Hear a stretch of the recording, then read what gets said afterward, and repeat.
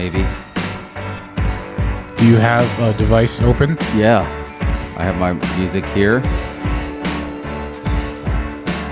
Still just... Oh. Yep. There we are. We are there. Why is this so complicated? Yeah. All right. All right, so it's working now? Good. Yeah. Okay. Feels like an IT bit. Every day feels like an IT bit. Every day is an IT bit. All right. But we got so much cool stuff that we want to show you. First, now we're able to throw our logo splash with that nice new format that you got up there. We got the on-air live Spinneroonie gimmick going. Despite Discord didn't like it, so we're gonna have to figure out how to cut a promo on Discord. Shout out to Zoom. Yes. Talk to anybody you want for 45 minutes only. Yes, that's it. And maybe they have a wrap it up button. All right. Keep it brief. All right, let's do this. Yeah, ready. Let's do it. Let's have a show. Yeah. Ooh, we're here. Look at those upgrades. Boom. Both of us at the same time. And we got our topics right there. We're going to be chatting about. I think we're diversifying. We realize that we're a global brand now, and we need to diversify. So all of our kayfabe content, our horror high spots, and our culture pops for all the movie marks and lucha nerds around the globe, especially in India. Yeah, in India. So look at this. What's up, JJ? JJ, what's up? What's up, Mike? And we're gonna have Mike gonna be jumping on here in a little bit. We got a lot of stuff we're gonna be talking about today. Do a quick. We were just coming off the Return of the Living Dead screening at Terror Tuesday. We're going to be talking about Rajamouli's Dream Project. We're going to be talking about the state of Star Wars. We got weird beers. We got India snacks. And, we have Money in the Bank. We have the Boys finale coming up. We had the Stranger Things finale that just happened. We saw the Black Phone.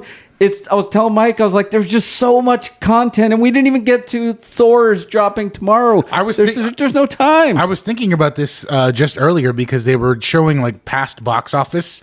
And remember when just like every weekend was 2 movies came out and that's it. Yeah. That's all you had to choose from. It was like the A movie, whatever action, big summer blockbuster, and then counter programming. Rosie O'Donnell and John Goodman in something. And that's it. Yeah. No, you're right. I felt like David Crockett when Mike's like, "Oh, don't forget," and I'm like, "Fans, we're out of time. We're out of time. I can't even get it in." Oh, but I did get it in. I got it in. But and nice. I wanted to make sure I didn't miss. We had a big screening last night. As of this.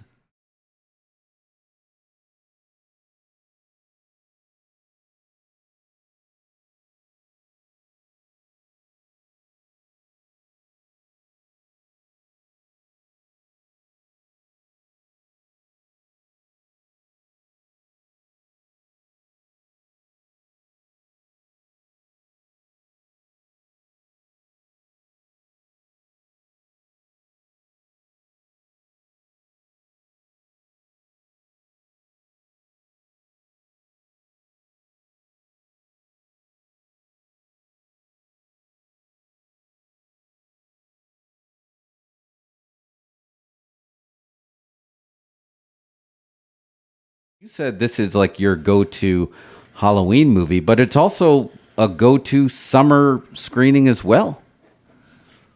I mean... It is. Sorry, I was trying to bring up the graphic. Oh, no, it's all good. No, I think, for me, it's my favorite Halloween movie, even though it doesn't take place at Halloween. Yeah, that's what threw you when you're like... You said it's like your number one movie to see around Halloween. And I just, the splash screen starts off July 3rd. 1980, was this in 1985? This was 84? 84 or 85.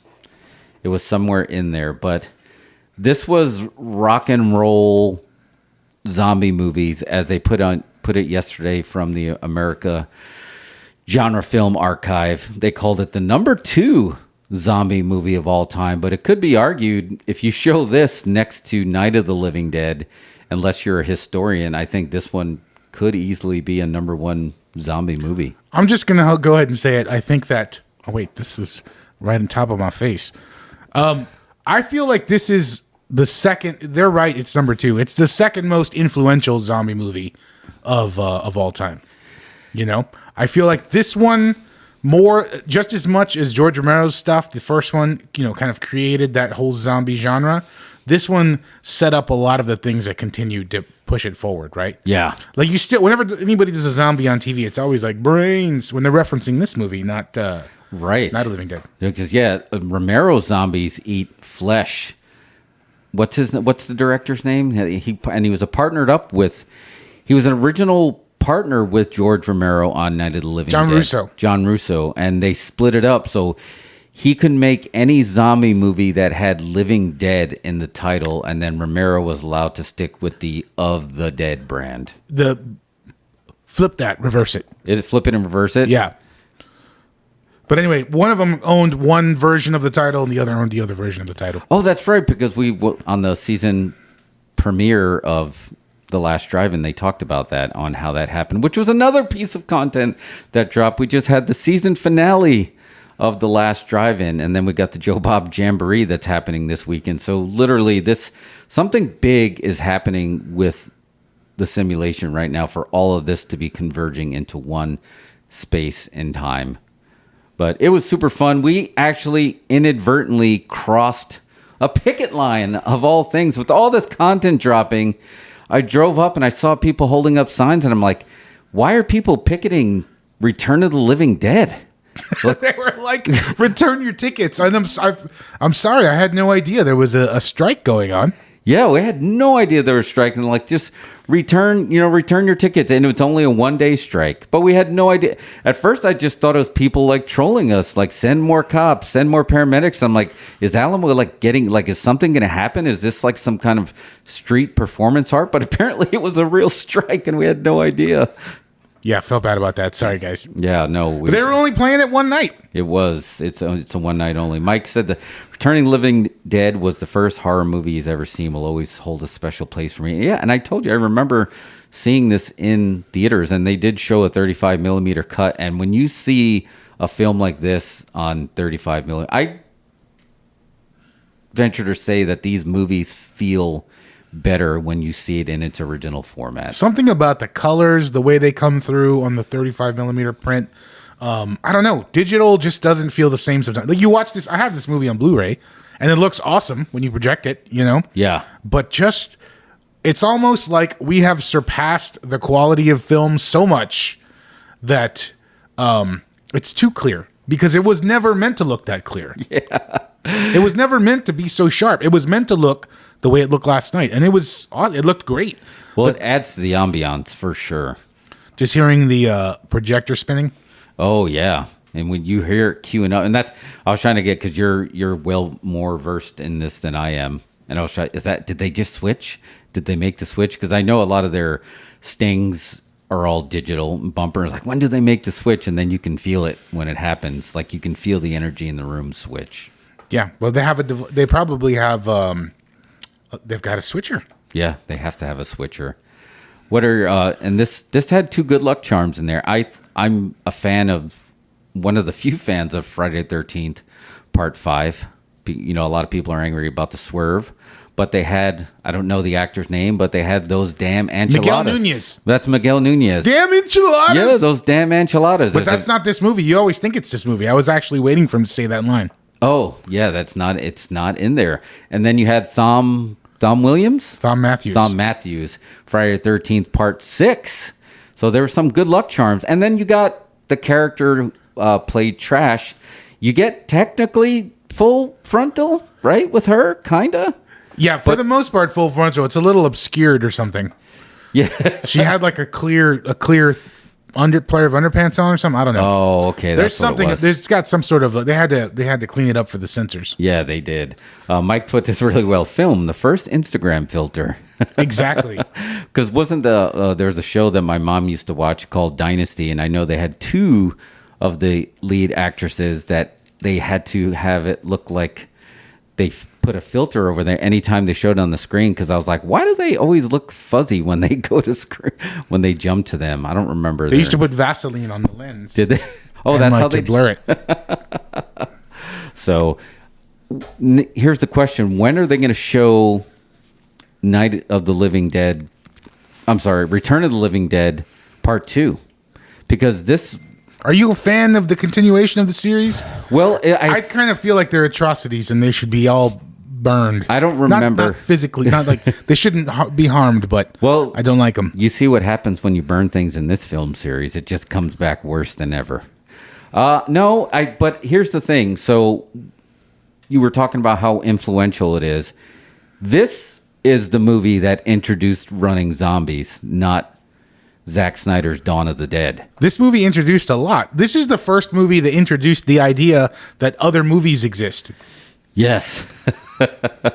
Like they're referencing horror movie, like 20 years before Scream. Yeah, you're right. So they got meta. They got running zombies. They had the spokesman for the Pathmark commercials. For shout out for everyone from Long Island that recognized. This switcher's way more sensitive. You might see this a lot, folks, because I keep hitting the button by accident. Oh wow, yeah, that is super sensitive. But like this one also has very early sort of like the music choices, the needle drops. Yes, it's always and like. You know, I don't know. This review's just going to jump around, but like when you get to the end and shit's really hitting the fan, and you're getting these, it's horrifying what's going on. It's like they're not. It's not jokey at all. What's going on screen? No, but you're laughing. Like I was laughing hysterically. But you're laughing because of the music sets a comedic tone. Yeah, because I always just assumed that when that skeleton came out of the ground and like, do you want a pot? Like he was singing it. Yeah. Like here's the thing. What's funny really? Like there's no comedy happening in the movie. No. You know? Like no. it's really like gross and terrifying everything that's happening. Like this is worse than Night of the Living Dead because they can't kill the zombies at all. And like they cut them into pieces and the pieces are still coming after you. Oh man. Yeah. Rabid weasels. They're rabid weasels. Did you get that number one, I caught this last night. The boss at the medical supply. Clu Gulager, right? Clu Gulager, yeah. His name is Bert, and the dude at the embalming place is Ernie. I did not get that till just now. Totally. And did you pick up on that? The guy, Ernie, the embalmer, is he a Nazi? No, I couldn't tell. Well, because of that. Oh, because of his gun? He's got the Ruger. He's got the Ruger. When he comes on, his introduction, he's got the headphones. He's listening to like German fight songs. Oh my symphony. God, you're digging deep now. No, dude, that's awesome though. And then I think it's pretty clear because he's doing that. He's got the big pipe like Hans Landa at the beginning, right? And then this you don't catch. I noticed this one for the first time. You don't catch it because it happens so fast, and it's by the time the movie is in full shitfuck mode. You see when he runs out, he's got the SS jacket. No, he doesn't. He runs out into the rain. No. He's got like a leather trench coat that looks like an SS jacket. Wow. No, I have no idea. I didn't catch any of this. That is like the deep Easter egg. Is that Mike saw it, I bet. Yeah, Mike always sort of looked like the Return of the Living Dead, the Impact of Trauma. Yeah, and the Toxic Avengers. Toxic Avenger or Night of the Living Dead. We got to search that because I'm not saying you're wrong, but I just think that's incredible that I cannot believe I did not see it, and you found. Did you find us all last night, or were you building a case? No. That theory I think has been around for a while. Really? It's never been. I don't know if it's ever been addressed or if it's clear or whatever, but I'm pretty sure that the joke is he's a Nazi in hiding. Wow, that's unreal. He did have Bert and Ernie. I don't know if Bert has any secrets. Why did he have steel shutters in the at the funeral home? Exactly. Why is he carrying a Ruger? Now I want to see this again just for that because I think he's now streaming on Shudder, folks. Yes, we are going to have to go to Shudder. I think he is part of the reason that it's an accidental comedy because you're waiting. I mean, this is the guy who lost his mind because every time he tried to kill Bernie, he's like, Bernie's alive. Bernie's dead. I killed him. I shot him. I choked him. I did all these things. But he was a serious hitman in Weekend at Bernie's. And I feel like you kind of see him. You're like, oh, that guy. And you didn't know his face. And he just had but he was ready to shoot her in the head to not let, Thom Williams? Matthews. Why do I keep Tommy saying Jarvis. Yeah, Tommy Jarvis. He was ready to shoot her in the head. Did you notice that? He's like, I just got to take her out. Yeah, I mean, he almost shot the punks too. Yeah, and he smacked him around too. He did the double smack too, right? It wasn't just one smack to calm him down. This movie is like, the construction of it is so good because I don't know if you catch this or if I felt it more last night. I think watching it on 35 added a lot, just hearing it the way it because the movie gets mixed to play on a mono track on some theater or whatever, and the print was really clean, by the way. It was. Like, I've seen some movies that they play prints and they shock, but they said this one came right from MGM. Yeah, but anyway, so you've got the two groups. You've got the punks, who are awesome. Like, my favorite characters in any movie ever is the punks from this movie. Suicide. He's trying to tell a story here. You think this is just a costume? Is there a better on-screen couple than Trash and Suicide? No. Not at all. No, I totally agree. Everything about that was it was supposed to be a heel group, but you liked all of them. You want to go hang out with them. Yeah, you do. You want to go hang out with Trash and Suicide in the graveyard. Scuzz would probably be cool to hang out with too. Scuzz. Spider, he seems like he's the actual leader. Yeah. He looks out for everybody. Suicide he's the face, but I think Spider has it all together. But he wasn't very popular with the group because they only called him when they needed a ride. Here's the thing that always got me when I was little watching this. You expected Suicide to somewhat be the anti-hero. Like, he came off as the badass. Like, he was going to be the one that was going to save the day, right? And he was Tarman's first victim. Swerve. Yeah, that was a big swerve. I did not see that coming at all. They built that from the beginning. Yeah, it's great. It's great booking. Yeah, because I fell for it hook, line, and sinker. Like, he's coming in to save the day, and he gets bit in the head. And one of the most, like you said, we're laughing, but he bit his head, and it was like watching someone bite into an apple. It was gory.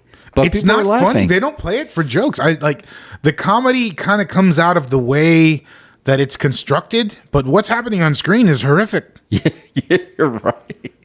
Yeah, there was nothing funny about it. Even to the ending, again, we jump around in our reviews. Even the ending, when you hear the whistle of the nuclear bomb that's about to drop on Louisville, Kentucky, and you're laughing. Because they're like, oh, you hear that? Oh, they're like, the day is about to be saved as you're hearing the whistle for the bomb about to drop. Why are we laughing? I didn't realize that we had that moment with Pulp Fiction, right? You shouldn't have been laughing at some of the stuff that you were. But that's why I don't get. I've heard that Tarantino has heat with Dan O'Bannon and he doesn't like his stuff. When I feel like he borrows from that a lot. Yeah, I didn't know they had any heat. Wow. But what about, here's another thing that did they inadvertently introduce, and this is jumping into sequel territory, but we don't have to talk about the sequel, but they had the two characters, Thom Matthews and the Pathmark's post person, come back, but they're playing different characters, right? So did they introduce the multiverse? Well, I don't think Dan O'Bannon came back for any of the sequels, so I think it was just the grasping actors. at straws. So you just I got you. So they just booked the actors and they just booked the actors because they could. I don't think. I mean, Dan O'Bannon's the driver in this movie. Like, without him, there's nothing. There's no Return of the Living Dead. Yeah, I remember wanting to like the second one a lot, but I was very confused because I'm like, wait a minute, I know, because it was such a powerful scene when and they set it up early, right? He's like, oh my God, I can operate that machine. Oh, you saw that? Yeah. I always wondered why he said that line. Yeah. It always seemed out of place to me. I realized, they got to drop that in there so later we know that he can put himself in it. And again, it's like when they were playing the burn to flames as he was basically committing suicide by cremation, and they're playing burn the flames. Burn the flames. Rocky Erickson. Yeah, you have the vinyl for that, amazing right? soundtrack. It's a must get. So anyway, it's a banger. We can go on and on about Return of the Living Dead, but if you have not seen it yet, And if you have seen it yet, subscribe to Shudder and watch it again. It's a summer movie, and Marius, apparently it's a 2-time-a-year movie. Jaws you watch every summer, but this you're going to watch every 4th of July and every Halloween. Check out Return of the Living Dead. Throw it on Halloween and just see. Yeah, like, how it plays. I'm definitely going to do it this year. So you want to crack open a beer, or you want to jump into Rajamouli's dream project first? Let's talk about the dream project. Or you want to grab a beer? Yeah, no. Sorry, I'm doing the thing. Yeah. No. I had seen this the other day. I texted it to you. Where is it? Let me pull up the article. We have been. We'll just give the backstory, right? Why are we? Because we just saw RRR. Yes. Right, and apparently that review blew up on Twitter, on YouTube. Yes. So we've been looking up some other films we could watch, and just like looking up this director SS Rajamouli. Yeah, and it's taken us down a rabbit hole. We've been, we're trying to catch as many of the trailers. We have some films that we need to catch up on, but we're just in this content avalanche right now. But we've been down the rabbit hole because we've been corrected and schooled in the comments. But you found this. So yeah, apparently he's got a dream project he's working on, and let me see if I can pull it up on the thing. The dream project is called the Mahabharata, which I guess people are going to just basically lose their mind for this. This would be like the equivalent of what would be the equivalent film? He's hailed I have no idea. Yeah, so he's hailed as the top film director in India cinema right now because he has... But it's like an epic. This is like an epic story. It's like doing the 10 Commandments, maybe. That's a good comparison. I was trying to think maybe like the Ben-Hur, because he's best known for innovative and magnum opus project and is gaining international acclaim for his movies. It's already announced he's going to be directing the Tollywood superstar Mahesh Babu in an action adventure next. But this is going to be... Tell me this is not going to be awesome. Look at the dope RRR swag he's got on right here. Yeah, it is pretty sweet. That's awesome. But he's going to make an Indiana Jones style. I mean, that's set in Africa. That's going to be bonkers, because if you saw any of those jungle scenes in RRR, you know how awesome this is going to be. But he said he's going to direct a mega film. Where's...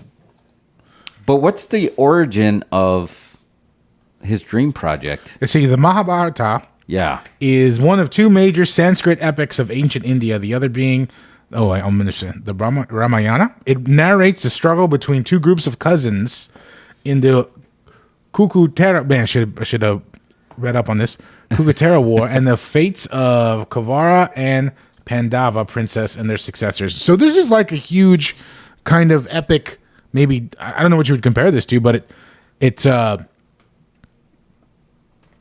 you know what I'm talking about. Yeah. No. So what are you doing over there? I was trying to see if I can find it, but it's his dream film. But I was just trying to find a backstory on what it is. So if you are watching this video...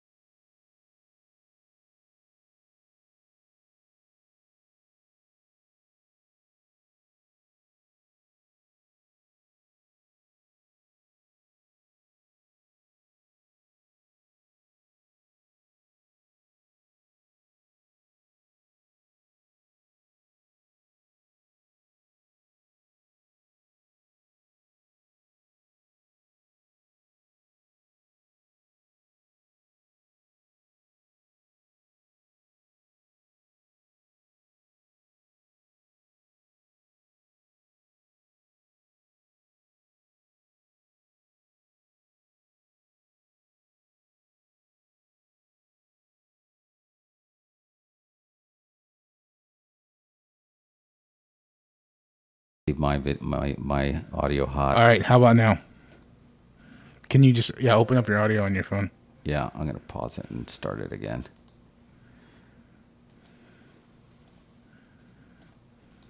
Start it again. Oh, there we go. We back. I don't know what happened there. Start it again. Oh, there we go. We back. All right. Sorry about that. You should have heard all the stuff we were talking about. When did we lose audio? That is a good question.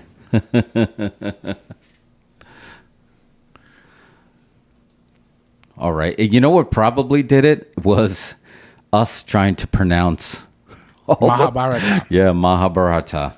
We were trying desperately not to butcher that, or Rajamouli's dream project, the Mahabharata, which is basically something that comes from ancient Indian. It sounds like it's going to be a very epic story that's going to be something along the lines of the Ten Commandments, Ben-Hur type. And it sounds, for everything we watched, he is all about these giant magnum opus type films. And that's why I think we should watch the Bahubali saga again.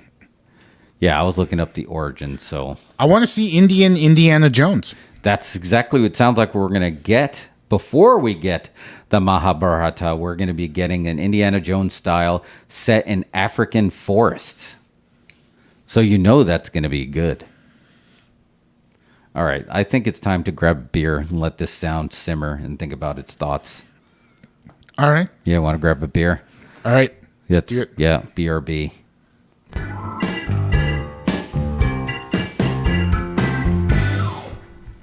right. Oh, I thought we were going to Gremlins.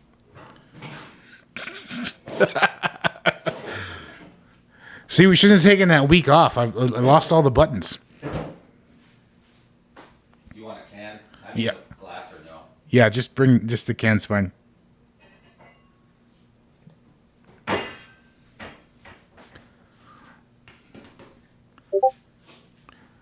I can hear the Discord doing stuff. Yeah, the Discord people. Are they complaining right now? Yeah, they were letting us know. Sending us the signal that we had no signal. It's still going. Hot mics. Everyone's hearing that on the show as well. Why is that coming through on the show? Oh, no, not sure.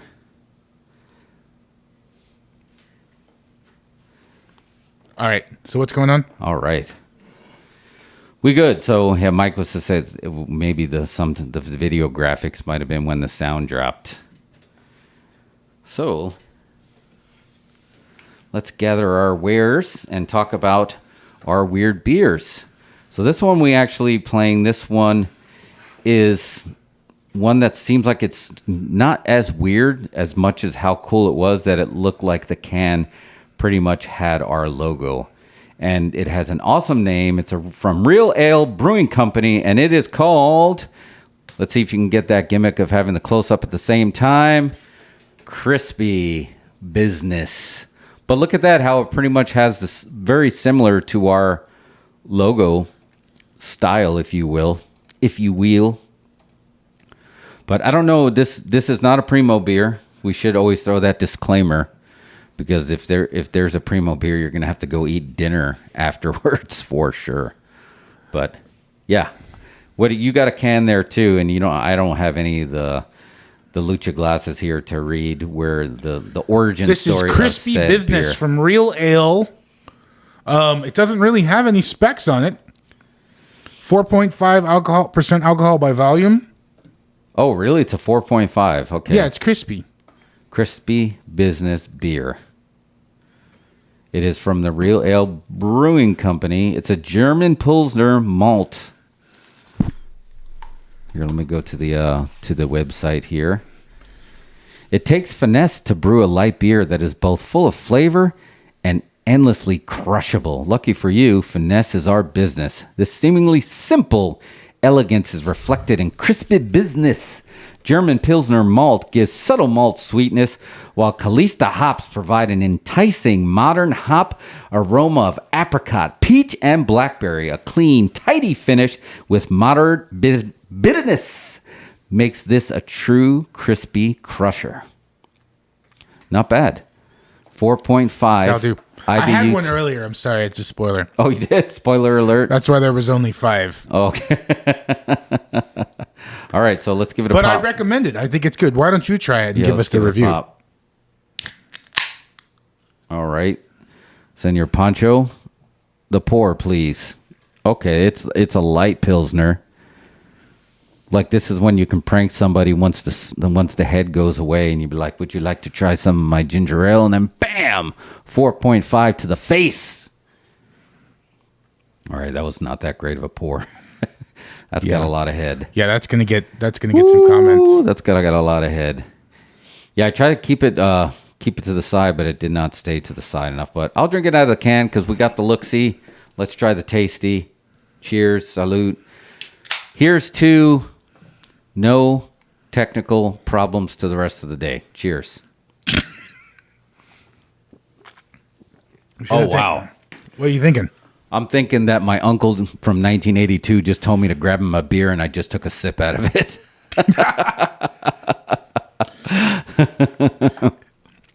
It's sort of an artsy-fartsy version of Miller Lite. It is. Head starting at the waist. Yeah, that head is hanging in tight. But yeah, you know what this... I don't want to cut a promo on them because they have a really cool looking... Did you ever try Schaefer beer? Schaefer beer? Schaefer beer in those little nub bottles. I stick to Stroh's because it's fire brewed. Yeah, I guess it's Stroh's. Schaefer might have been the Stroh's of Eastern Long Island. And I can't say if it was fire brewed. Eastern Long Island? Not Yeah. even the entire Long Island? No, just the east side. So because the closer you got to the city, it was a little different. You got to go. Is that what they drink in Jaws? No, it's we should do that in our social, but we have a special social media update today.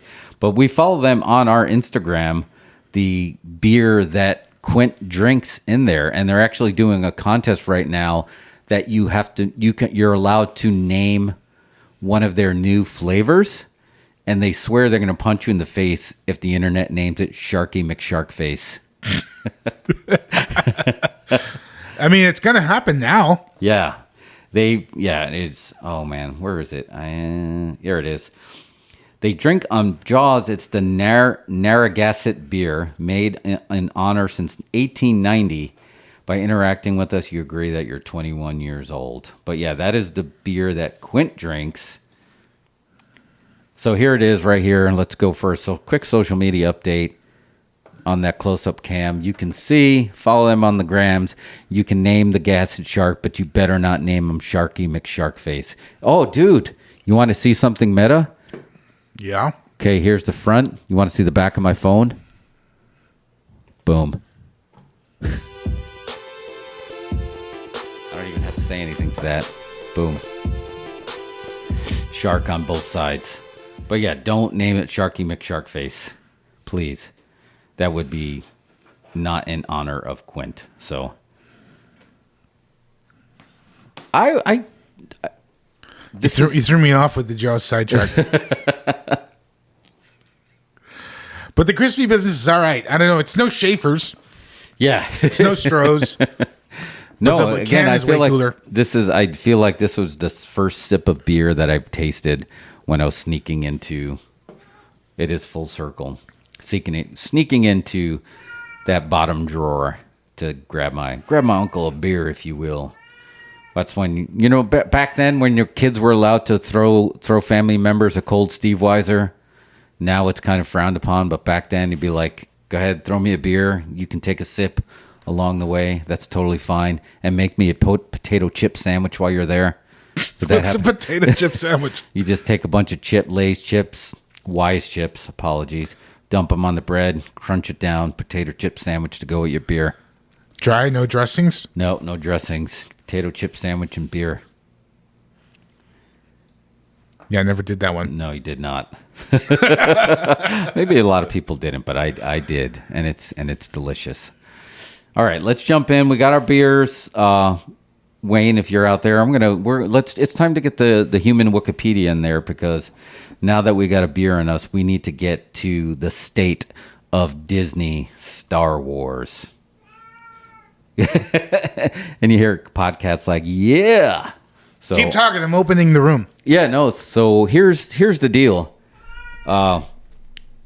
This was quite an uneven adventure from the get-go. I just remember how excited people were. $4 billion, LucasArts, and it's just been an emotional roller coaster all the way, where it has flashes of greatness and then flashes of flatness. So now that we're coming off the end of Kenobi and the beginning of Andor, which is going to be dropping next month, we thought, who better to not give us the state of Star Wars than the human Wookiepedia himself. Oh, JJ just called it potato chip sandwich and Stroh's. We're going to have worlds collide. Stroh's is fire brewed. Stroh's is fire brewed, which will go good with chips. So, yeah, we're going to get the human Wookiepedia on the line to find out what the deal is. Because, again, how did you feel? You gave up on Kenobi. Like, you tapped out, didn't you? Me? Yeah, I tapped out. You tapped out, right? I think Wayne's on here, though. Wayne, are you on here? We can see his face, but we can't hear him yet. He's muted. Oh, he's muted. All right, he's going to unmute here. Stand by. That is a common. That's the new thing. Y'all got me? Yeah, we got you. What's up, man? Oh, not much. Thanks for having me back, guys. Yeah, no worries. So we got you halfway through the journey, and now we're at the end of the journey, but we're of Obi-Wan Kenobi's journey, but we're getting ready to start a new journey with Andor. And we were just talking about, and we've talked about this plenty of times, how the whole Star Wars by Disney journey has been so uneven, and a lot of highs, but a lot of lows too. So we wanted to get you on here to give us the state of Star Wars. But first we'll start out with your feelings on how you feel a couple of weeks out after Obi-Wan Kenobi Season 1 ended. And before we start, Mario, it's time for one of those fancy new graphics, because that's right, this is going to be full of spoilers.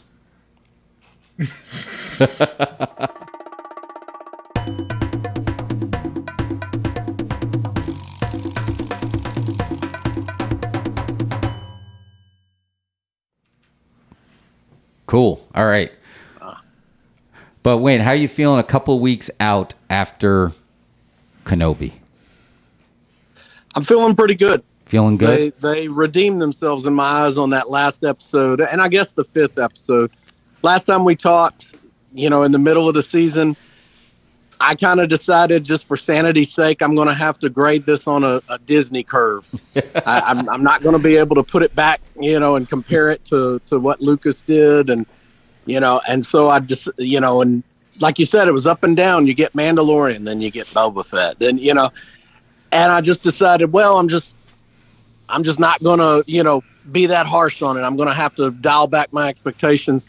But I think they nailed it on 5 and 6, especially 6. I love the way it ended. They gave Obi-Wan his due. He was no longer broken Obi-Wan. He found his strength and made his big comeback, and he did. So they redeemed themselves. They've earned some leeway going into Andor. Here's the thing that was crazy about that ending. The last 10 minutes of Obi-Wan Kenobi, the series, felt like that was the most Star Wars you felt the entire time. Like just the ending of those quick little, because Lucas, you have all those weird time jumps, and then he has the screen wipes, and then he jumps back and forth. So jumping to Leia and then jumping back to Tatooine, like that felt like it was the most Star Wars it ever felt. Because even in the beginning, even when they were on Tatooine, like in Boba Fett, you felt like he was on Tatooine, but the Obi-Wan scenes on Tatooine didn't feel as Tatooine-ish, if you will. And I don't know if that threw me off. And wait, I don't know if you get a kick out of this. Mario, you were here you were still with the show. You didn't give up on it yet. Obi-Wan's boss, the angry redneck boss. Just like we didn't know that was ever going to be a species in this. And the thing that you wouldn't have thought anything of it, and I wouldn't even have brought it up again. But he showed up at the end again. He came back. Angry boss is a species. angry redneck boss, right? So there's just like a planet of angry bosses somewhere? I don't know. It's just it was very confusing that they're like, we like him a lot. Let's bring him back. Like what? I think there was a touch. I think there was a touch of hillbilly in there too. Yeah, yeah. That's probably better to put it there because it's just a all hill planet. But anyway, I don't know this. But that last episode really did pull it together, which means, like you said, going into Andor, this is going to be. They got, like you said, some of the goodwill back because they were losing him. They lost him on Boba Fett, and then they gave him some Mandalorian episodes, and then they lost on Boba Fett again, and then they kept push and pull. What's going to happen now, Wayne, coming? Do you think the problem is now they're not going to be focusing on what we would call legacy characters, even though we've seen Andor before in Rogue One? Do you think that's going to have a positive impact that they don't have to worry about canon as much? I definitely do. They're in new territory. They can tell the story from where they want to come from instead of where the fans want to come from. And, they don't have that anchor around their neck because they haven't shown much proclivity in how to treat the legacy characters. They basically just tore them down. Yeah. And, now they're back to their characters that they created. And I think they'll handle them a lot better. I'm looking forward to Andor. I don't know, exactly what it's going to be based on, but I hope they harken back to the scene where he dressed her down. Oh, and yes. Telling her like I've been at this, I've done things, and you just came along. Yes. And I want to see, okay, what did he go through? What was he, why did he dress Jyn Erso down so hard, so bad, and so passionately? So I want to see what he's basing that whole speech on. A lot of people put Rogue One as the number one Disney Star Wars movies. Do you guys agree with that? I like it a lot. I don't know why it gets heat. No, I think people love it. No, I think people hate it. Rogue One? Yeah, I'm pretty sure people don't like it. I think the majority of folks were not happy with it. Now, I know that like Solo has been put through the ringer where a lot of people hate it, but now there's like a passionate group that are ready for Solo 2, and then they want to bring, that actor back, in the Lando series. But I feel like the Rogue One always kind of kept us a steady keel of love, if you will. I mean, I had no heat with it. I thought it was pretty good. I liked the way it tied into the original trilogy. I thought that was a clever way to do it.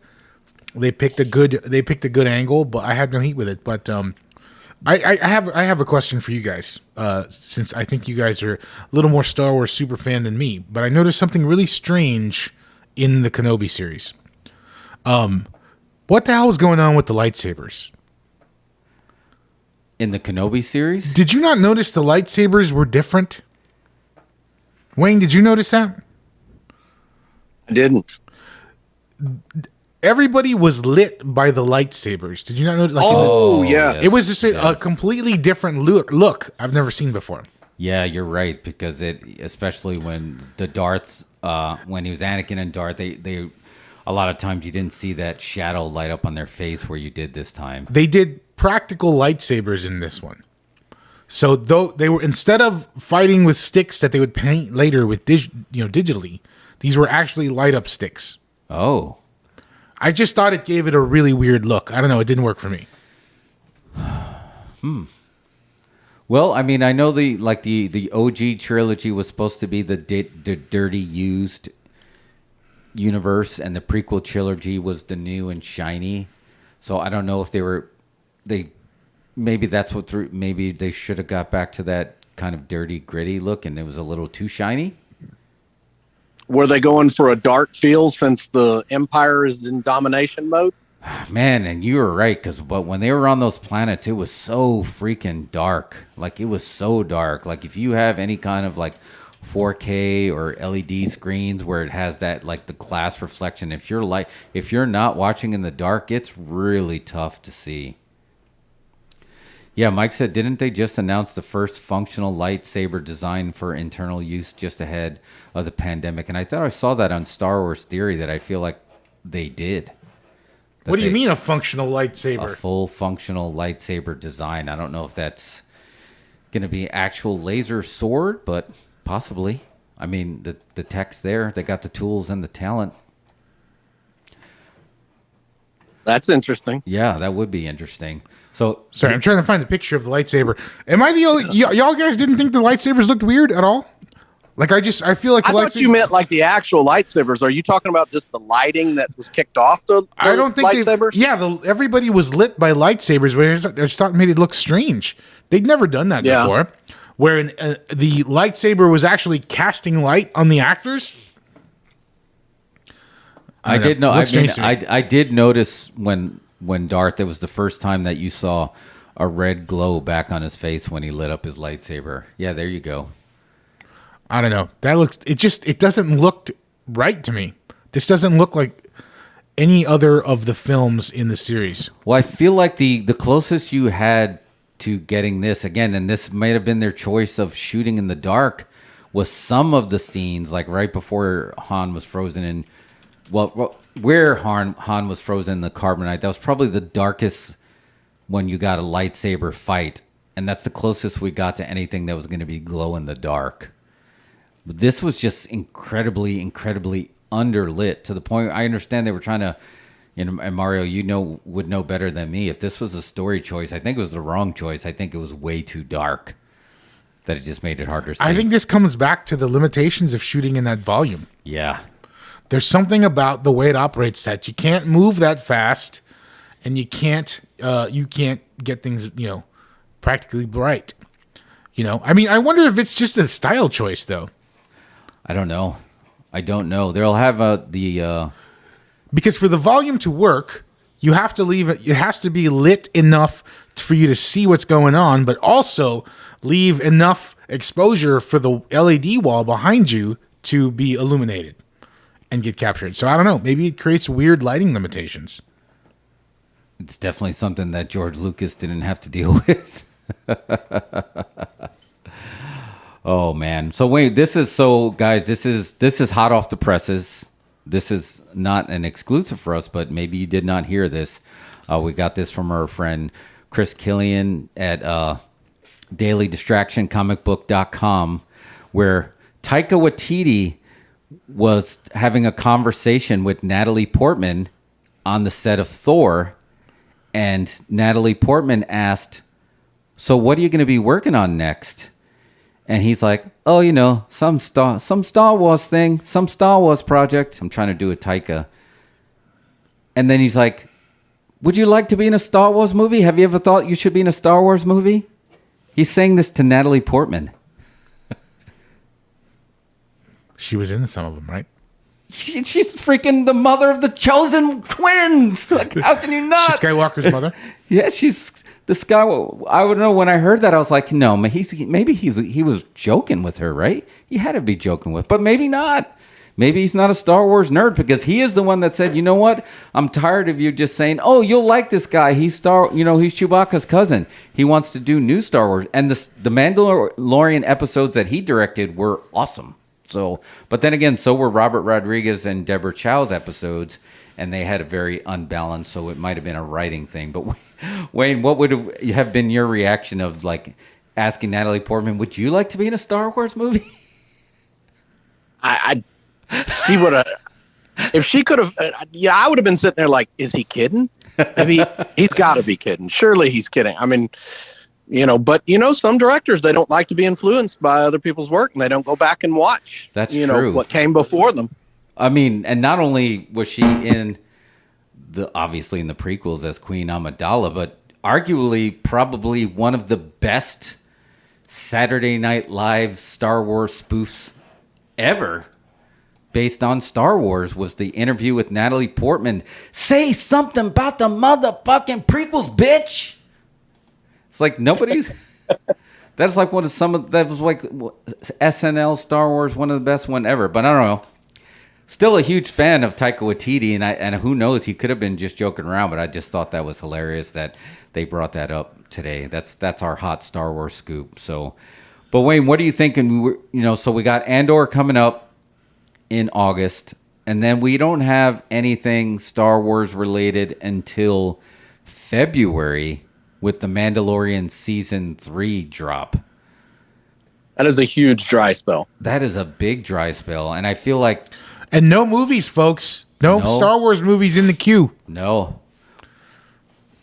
What do you think about that? Do you think that really is a business decision, or do you think that they're punishing fans for the reaction to the I think it's corporate. I think it's corporate BS as always, man. If you work for any corporate, you know that there's always BS, and then when people will backpedal and go slow, and I think that's causing it to drag on. I think it has a lot to do with the reaction, of The Last Jedi. I think the reaction to The Last Jedi has sent everything that we're dealing with right now is in response to what happened in The Last Jedi.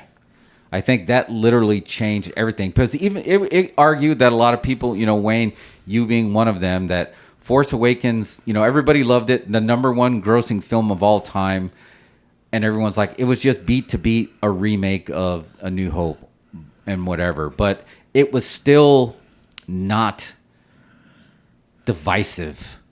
The Last Jedi became divisive to the point where it dropped in December, and I think that had the most to do with damaging Solo's box office than anything. That it had such a negative reaction, and then 6 months later you drop Solo after you just fired the 2 directors. So and now you had you had the director of The Last Jedi. He was going to get a trilogy. They pulled back on that. The 2 showrunners from Game of Thrones were going to get a Star Wars trilogy, and then that last episode of Game of Thrones dropped, which was basically a giant turd from the sky, to the point where they retroactively removed fans from that fan base. So they were going to get the next sequel. Then they dropped that. So that dropped. Taika was going to get his, but he just got so busy that they just kept pushing it. So who do they have that would even be able to pull off a Star Wars film? And what kind of property do you have? I mean, again, on the same art, if you're Star Wars Theory fans, if you go there, the original writer of Obi-Wan Kenobi is like, hey, FYI, I created Reva. I created Obi-Wan Kenobi, the show. I wrote it as a trilogy of movies, not a series. And Reva was way better in my series, and Darth Vader killed her in mine because it made more sense. So now you got even writers that are coming out and like, hey, that's not how I planned this anyway. So how could they make a film? They got so much PR backlash that as a corporation they don't know to deal with, and they don't. Kathleen Kennedy's no Kevin Feige. They don't even know what to do. There is no Star Wars films coming. I want y'all to know that. Yeah, you're not going to see a Star Wars film for 5-10 years, maybe. There's no reason to make one. I mean, you're right. All the backlash. Why not just get rid of? You're going to get backlash anyway. So now they're carving out this system where instead of trying to get you to go see a Star Wars movie twice a year, right? They want to get you just to pay the $7-8 a month to have Disney Plus and watch it at home. Yeah. They want to get, and that's probably more profit because they don't have to advertise as much. They don't have to, whatever, send stuff out. They don't have to promote it. I guess they don't make prints anymore, but I mean, either way, it bypasses theaters completely. They keep all the money. Theaters get a small cut, right?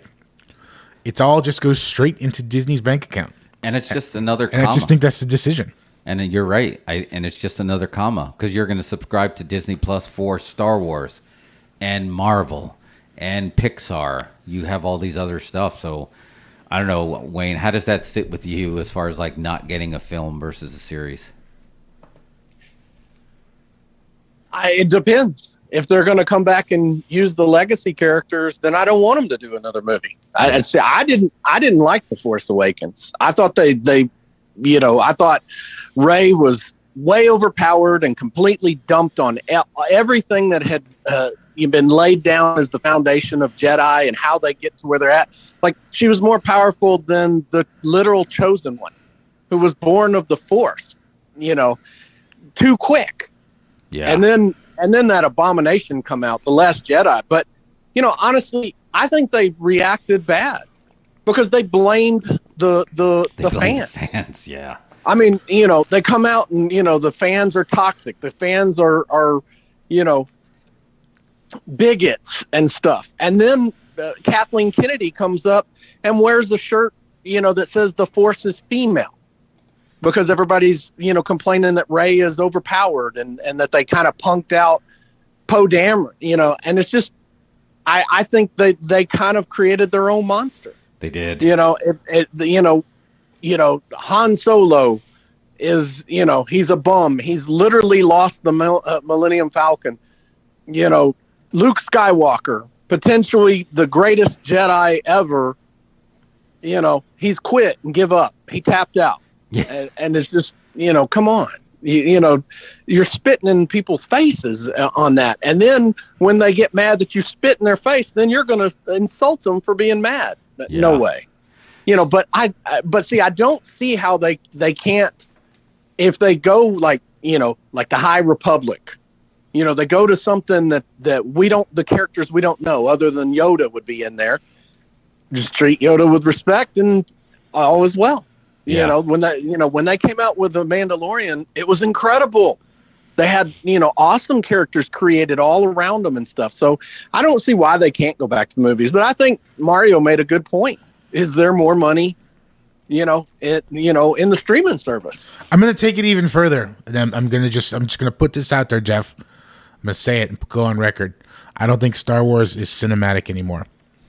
Wow. Oh, I think that when you look at the quality of the recent shows, I feel like now it's a TV show. I don't know that you can.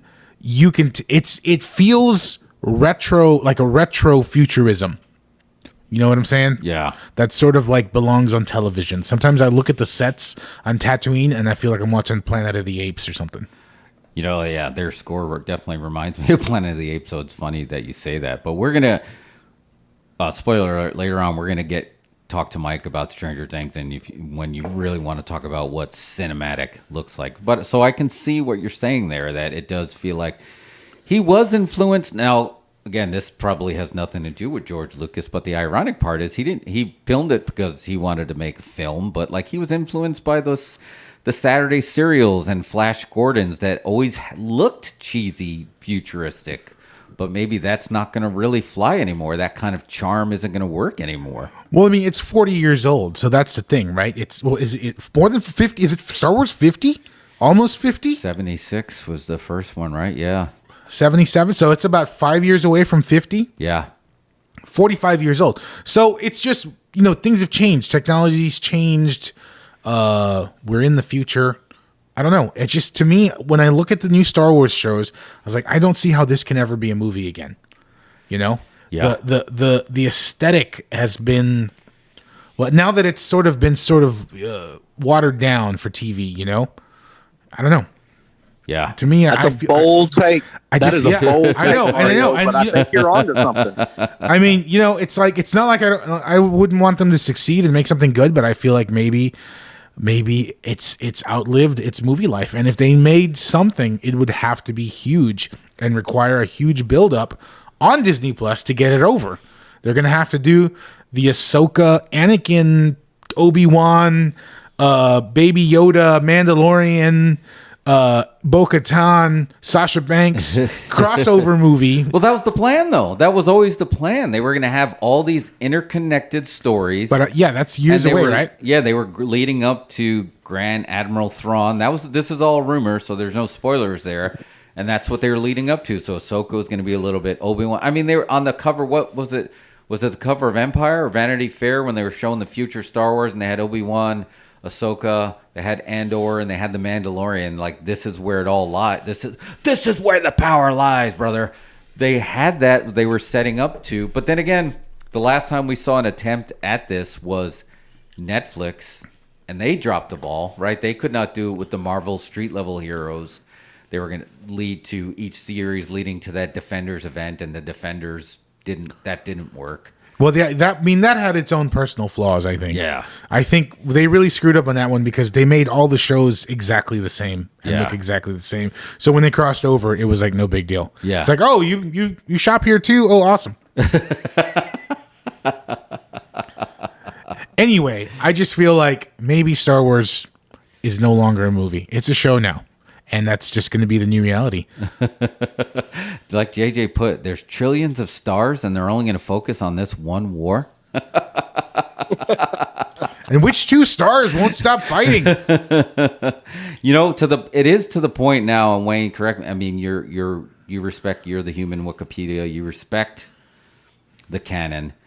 At this point, they have to have a storyline to say, look, we're on Tatooine a lot because there's like a ley line in the universe where the Force works specifically, and one of them happens to be on Tatooine. Sorry, we keep coming back here. It was the will of the Force. That's the truth. I'm pretty worn out on the sand. Yeah, I'm almost I'm not quite to Anakin level. Well, I'm not going to comment on the coarseness, but I'm a little bit worn out there. In his defense, it gets everywhere. Yes. And they announced that he's going to be in Ahsoka. Yeah, that's big. Hayden Christensen.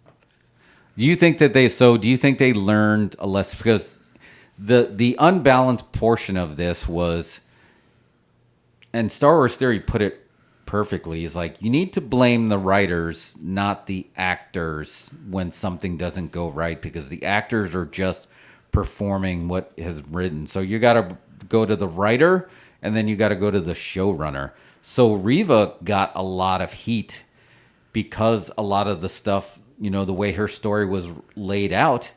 And then when the original writer came out and spilled out how her story was going to originally be, like, wow, that would have been way better. So there was some corporate meddling that happened between that and the poor writing. So I don't know, man.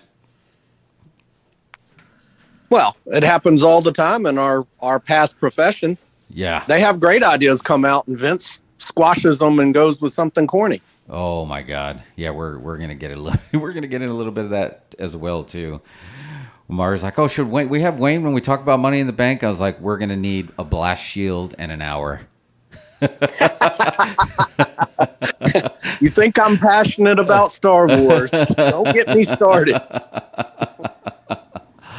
But so would you say that if leading to the future of Star Wars, are you, to use one of their words, full of hope? Cautiously optimistic after the last episode of Obi-Wan. I don't think they've mastered the art of giving somebody the rub. Somehow they decided that you squash the star from the past. But why? That doesn't make sense. They don't understand how rub works. I understand that they want to get their own characters over. Totally get that. But you don't get the other characters over by crapping on the characters of the past. You do not. You have a natural, organic story where you actually get to see the similarities of these old characters and the new characters, and they don't even have to tie them back into being a family member. Would you have liked Rey better if she was related to Obi-Wan versus the Emperor? I kind of would have, yeah. If they'd have just got her right, if they would have just let her put in the time like we got to see with Ahsoka, I would have liked her better. I can deal with the I guess just from a baby versus heel standpoint, you might be more likable being an offspring of Obi-Wan Kenobi, but I will never get over how quickly she mastered Force techniques that took 20 years for other Jedi that became masters. Yeah. And so I think, to answer your question, yes, I guess she would have been a little more likable, and you would have pulled for her a little bit more. But, the fact that she was in Palpatine's line, it's still she never turned to the dark side. They teased it a little bit, but you got to give her props for that. So I'm not sure that's what would have changed it for me. So Mario, we're gonna make the sequel trilogy, but we're gonna call it the Wayne cut. And then every time they do something that doesn't make sense, we're gonna put Han Solo in there, and he's gonna say, "That's not how the Force works." Exactly. Because it's true. Because and I jest, but I know exactly what you're talking about. Because I just rewatched that scene. It was on TNT. And it was like, I'll put it on, and it's just like when she was trying to figure out the Jedi mind trick, and he's like, "Oh, she's unlocking his power as we speak." And the only way that would have totally made sense if it was a born identity where she was already fully trained, and somehow she lost her memories, and then was unlocking what she'd not being raw dog like she did it. All right, here's a quick question for you guys. The way everything is going on right now in a future Star Wars property, who gets a bigger pop for the cameo? Rey Skywalker or Jar Jar Binks? Are we going to go with Sith Lord Jar Jar Binks or just plain old Jar Jar Binks?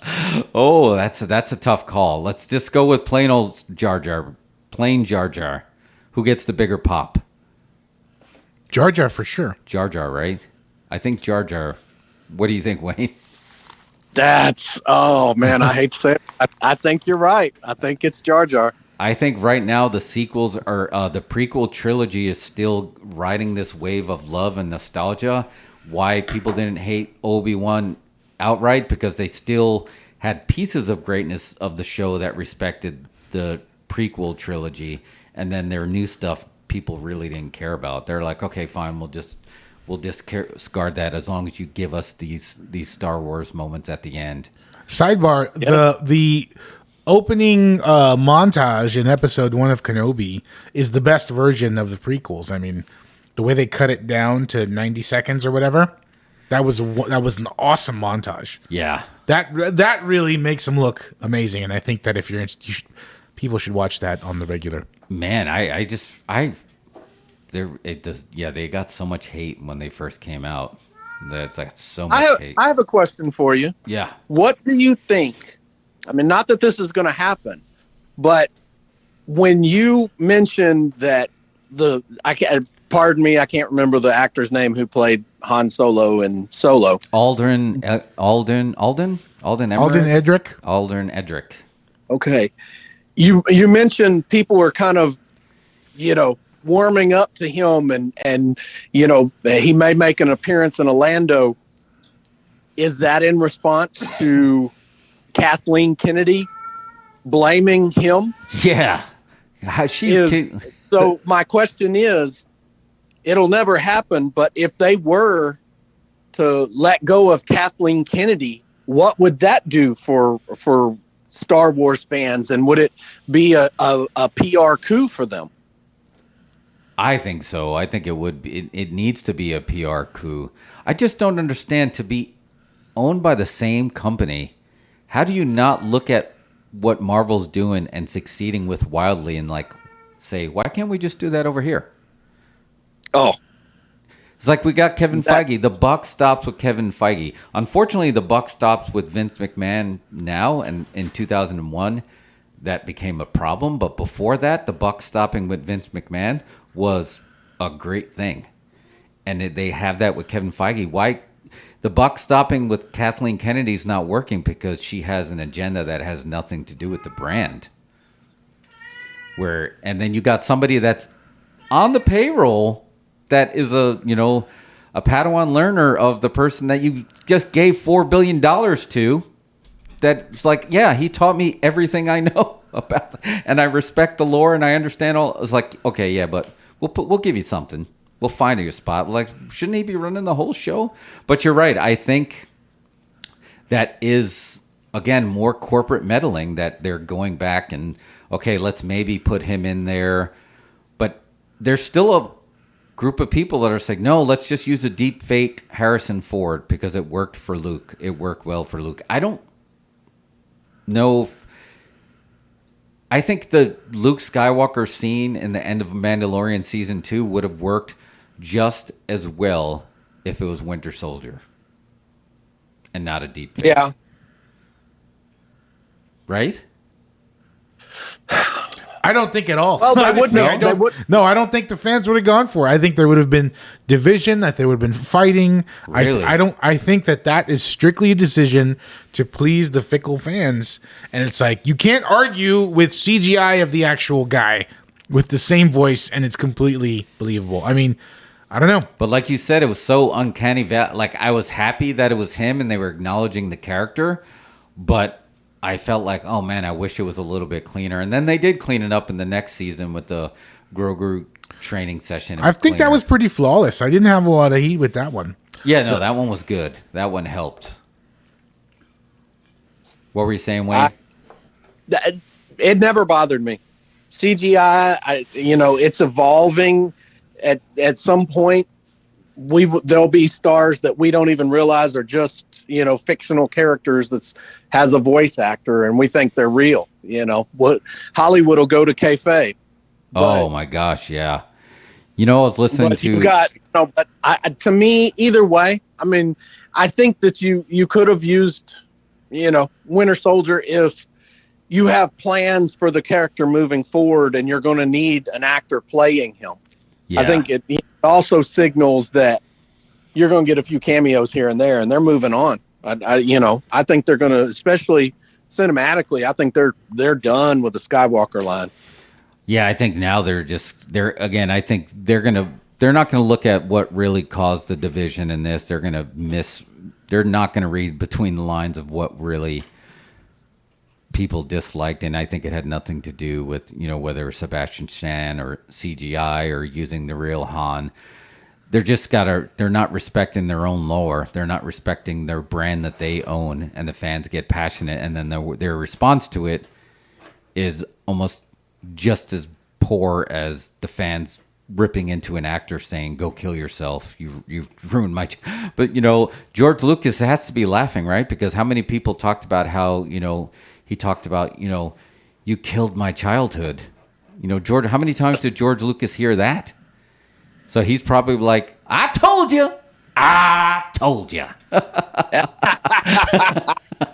Threw in a little Danny Davis there. Yeah. Oh, man, that was a deep cut. Cool. Well, Wayne, thanks, man. Thanks for coming on and giving us joining us for the state of Star Wars, if you will. And when you're ready, we have blast shields. If you want to jump into a wrestling segment, we'll do a. Although it's tough, man. It's tough because even Jim Cornette struggles with it, and he was in that business way deeper than we were, and he struggles. So I know maybe we'll figure out a way. But Star Wars, even on its once toxicity, you get me going, you guys can just go drink the rest of that beer because I'll be talking forever. All right, we'll do that, man. Well, thank you, brother. I appreciate it. And yeah, we're gonna go to a couple of words from our sponsors. All right, Mario, Jeff, thank you very much for having me again, y'all. Wayne, we'll talk to you later. Take care. And then here's a word from Stroh's.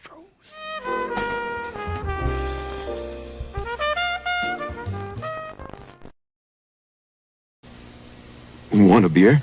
Mm-hmm. This is really an interesting six-pack. See how it's completely covered? See the ends? Covered. Mm-hmm. That's so light won't get in. Light can spoil beer. And this is good beer, so they don't want light messing around with it. Well, in that case, why don't we turn off the lights?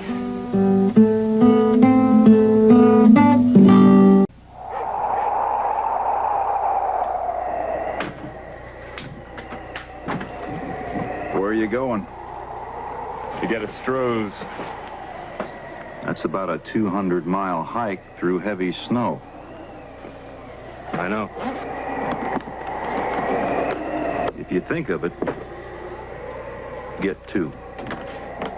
From one beer lover to another's Stroh's. I don't know what to do. What would you do if you were me? America's got this beer. It's called Stroh's Light, and it's fire brewed. It's not like any other beer. So I call the State Department and say, let's make a trade. Our cigars for your Stroh's Light. They say, Fidel, you're going to have to forget about it. It's not the same as other lights. It's fire-brewed Stroh's light. We're only 90 miles away. We can't even get a decent beer.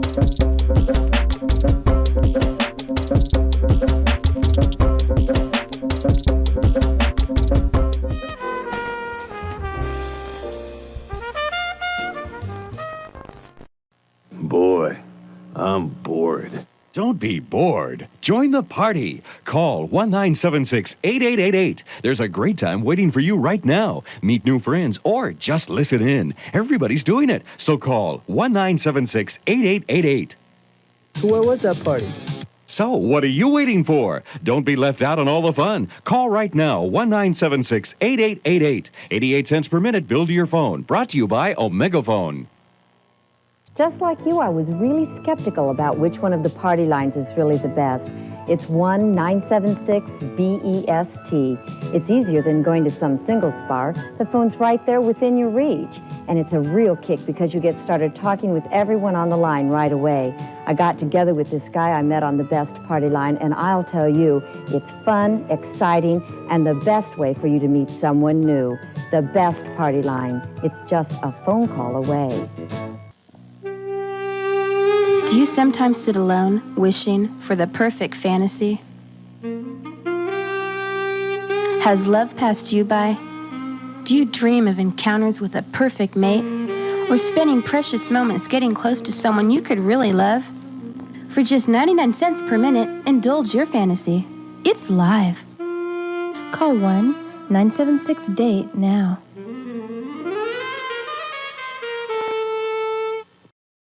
People on the phone. Yeah, that's all you could do was just dial a random phone number to connect with humanity. Yes, and it was live. You couldn't do anything. Yeah, but most people were just watching the commercials. Yeah, exactly.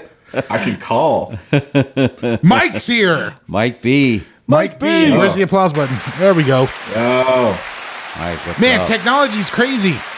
Can you believe it? We were just talking to one person. Now we've got another person connected. Yeah, this is a global brand. We got right. brand ambassadors in multiple foreign assets now that to lean on. But Mike, we needed you for a lot of these because again, a lot of the stuff when we're live tweeting, we've been live texting when it comes to any of these event series that we're going to be talking about. So we wanted to dive right in. But we were going to grab a snack. But Mike, we know virtually you can't help us remotely with some of these snacks, but maybe you can give a vote on which one we should start with, right? So yep. Obviously, we wanted to support our new subscribers from India, so we've been leaning, down the rabbit hole of their films. So we wanted to jump a little bit into the culture and figure out what about the food, and plus we're hungry. So Mario, you found a couple different snacks here. Yes. So I don't know what kind of snack master you guys are. I don't know. I'm a big chipophile. Yeah. So I was scooted down to the Indian market and got some Indian chips for us to try. Hopefully, maybe folks in the chat, if anybody is watching this, to tell us. Yes, to let us know if these are good. So all three of the same brands, the Kukuri. This is a solid, but these are masala twisties. So check that out. Maybe hold them up in the wide shot. Oh, you want to hold it up here? There you go. Masala. Pull it towards you. Masala twisties. There you go. All right, so that's one of them. Now we have the same brand, but this is the green chutney style, 10% more. What's that? 10% more. That's a completely different shape. Yeah. Right? That's how they got that 10%. Yeah. And then let's go with the rotinis. Yeah, you want to go with it? Well, we got one more. We got one more. Also 10% extra chili chaka. I'm not sure if that refers to 10% more flavor or chip volume. Yeah, good question. So you still sticking to your guns? You want to go with the masala twisties? I fell in love. Yeah. All right. There's no other right place out of the to go. gate. So this is the part when we can't open the bag live. Are you serious? No, I just did it. I did it the way that when your dad says, "Son, don't open them like that. They're gonna get boom everywhere." So, all right. So for the record, you get this, and this one we can get in the close-up shot. They look like uncooked noodles. So, yeah. But they might be a little crunchy. So Mario, I'm gonna walk these over to you. Give you a bowl. And, or do you want to mix? Do you want me to mix them in? Yeah, go for it. You want to mix it in? And I will give you. We'll color code these for you, so you can actually. All right, you will be able to tell the difference.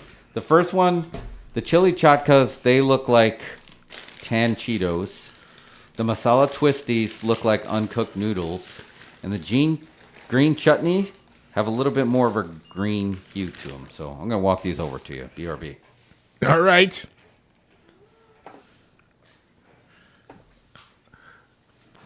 So, Mike, I was going to ask you about this one thing. We were at Return of the Living Dead last night. Catching that at Alamo. Well, wait, did we lose one? Yeah. Hold on. There you go. This meeting might cut out. I'm going to have to rejoin in a second. Yep, I see that too. Anyway, I was like super hyped for it all day long. I was really looking forward to it. And like, I realized while this movie was going on, I would think I might have been even more hyped than everybody else in the crowd, because I think the crowd was very unreactive, you know? Yeah. I was noticing people were just silent and nobody was really making noise or howling or doing the stuff you would expect with this movie. And I was wondering, do you think the culture of like Alamo's put out, where they're telling everybody to shut up in the movie, has scared people to death and they're not just being less reactive in films? I don't know. It's tough because I've been to Alamo a bunch, and I really love to respect the be quiet in the theater rule. I think it's a great rule, generally. But I think that experience feels like it has a little bit more to do with people coming back from the pandemic. People are still learning how to be themselves in public. Oh, you're right. I think that's right. Right? Like, that's the first time they've been in a group where they're allowed to do that thing. A lot of those people probably walk away feeling exactly the same as you, right? Like, oh God, I was so excited. Everyone was like, I was afraid to make a move. It was just really quiet. Didn't you think it was too quiet in there, Jeff? It was very quiet. Like luckily I had Smedley next to me on the right who was doing the, he had to laugh, and I was like, finally, somebody's kind of laughing, because you knew me. I was doing De Niro on Cape Fear, Mario. I thought you were going to like give me the elbow, because I was like, ha, ha, ha, ha, like hysterical. You were popping at the right moments, and that was great. But I just felt like it was very reserved in there. Yeah, it was and it very was like, reserved. okay, it's not the midnight movie; it's the 9:30 movie. Yeah, you know, I'm sure folks had some beers in them. It's like, I was just, and even when, remember, one woman yelled out at the beginning when she yelled out, "Send more paramedics." Oh yeah, I feel like that didn't get over at all. Like the crowd was just not into it. Nobody jumped in. It didn't get her heat, but you're right. It didn't get any kind of. It got no reaction, and then he kind of sold it for her, like, yeah, we're getting there. But then they're like, they just sat there, and we know that's death in pro wrestling, when they just don't react at all. And she said one of the biggest lines of the movie and got no reaction. But I think Mike is right. I think people are learning to figure out what they need to do in public. But Alamo was the leader of this with their branding, to the point where nationally they became, okay, no talking, no texting. If you have a problem with a loud table. But does that even really happen anymore? I don't think that happens anymore. I think they need to figure out, okay, what's the new problem with movies? Like, we need to get people back into the theaters. Maybe they need to have, hey, FYI, I've seen some theaters do this. This is a mom and babies movie where you can bring your baby in and it's okay if they cry, because it's going to be all moms in here, all dads in here with their babies if you're stay-at-home parenting. And do whatever the hell you want. And guess what? There might be a baby crying, and you kind of have to accept that. I feel like that the way that Alamo positions its brand, every other movie theater is the baby movie. Yeah. Oh, that's accurate. So what's your like, you were here in Austin, and we have our go-to. What are the theater brands there that you're out here? I go to Regal. You go mostly. Regal? Yeah, it's the closest. It's the one that I can get to. When I was in San Francisco, I saw that Pee-wee Netflix movie where he falls in love with Manganiello. Oh, I saw the world premiere of that at Alamo, and people come out, but at the same time, I can understand how a special event at Alamo can be a bit quieter, but I just can't get out of my head people being afraid to be that guy. Nobody wants to ruin the one night you've been out in 2 years. Yeah, you might be right. And I still, Mario, and I'm doing it tomorrow. I picked that first Thor showing. That's technically the first, what used to be the midnight show is now the 6 p.m. show, because I want the crowd to pop. I want those crowd pops. If they're passionate pops, you're not going to get upset. Now, if you're talking about something completely different or taking people out of the moment, yeah, maybe. But if you're just popping because of something great that just happened on screen, I think that adds to it. One of my favorite things about going to horror movies is seeing people, the jump scares when they work, or the freak out moments when they work. That to me is part of the experience. So that's never shied away. I've never shied away for that. And I think Alamo leads, now you can't go to a theater, and even if it's a Pizza Hut, you still realize, wow, I can get a pizza now in Cinemark, and they'll deliver it to your seat for $1. And that never would have happened. That's a thing? I've never been to the Cinemark. Yeah. They bring the pizza to your seat? Yeah. You actually order your food in advance, and you pay $1, and they come in here with a cart, and they're all wrapped up in these nice bags, and they bring it to your seat for you, so you don't even have to stand in line. So they also have the option for the grab-and-go food. But this doesn't happen without Alamo. Alamo Drafthouse has influenced movie-going. Thanks to Quentin Tarantino talking about in Pulp Fiction, you can get a glass of beer at the movie. It changes everything.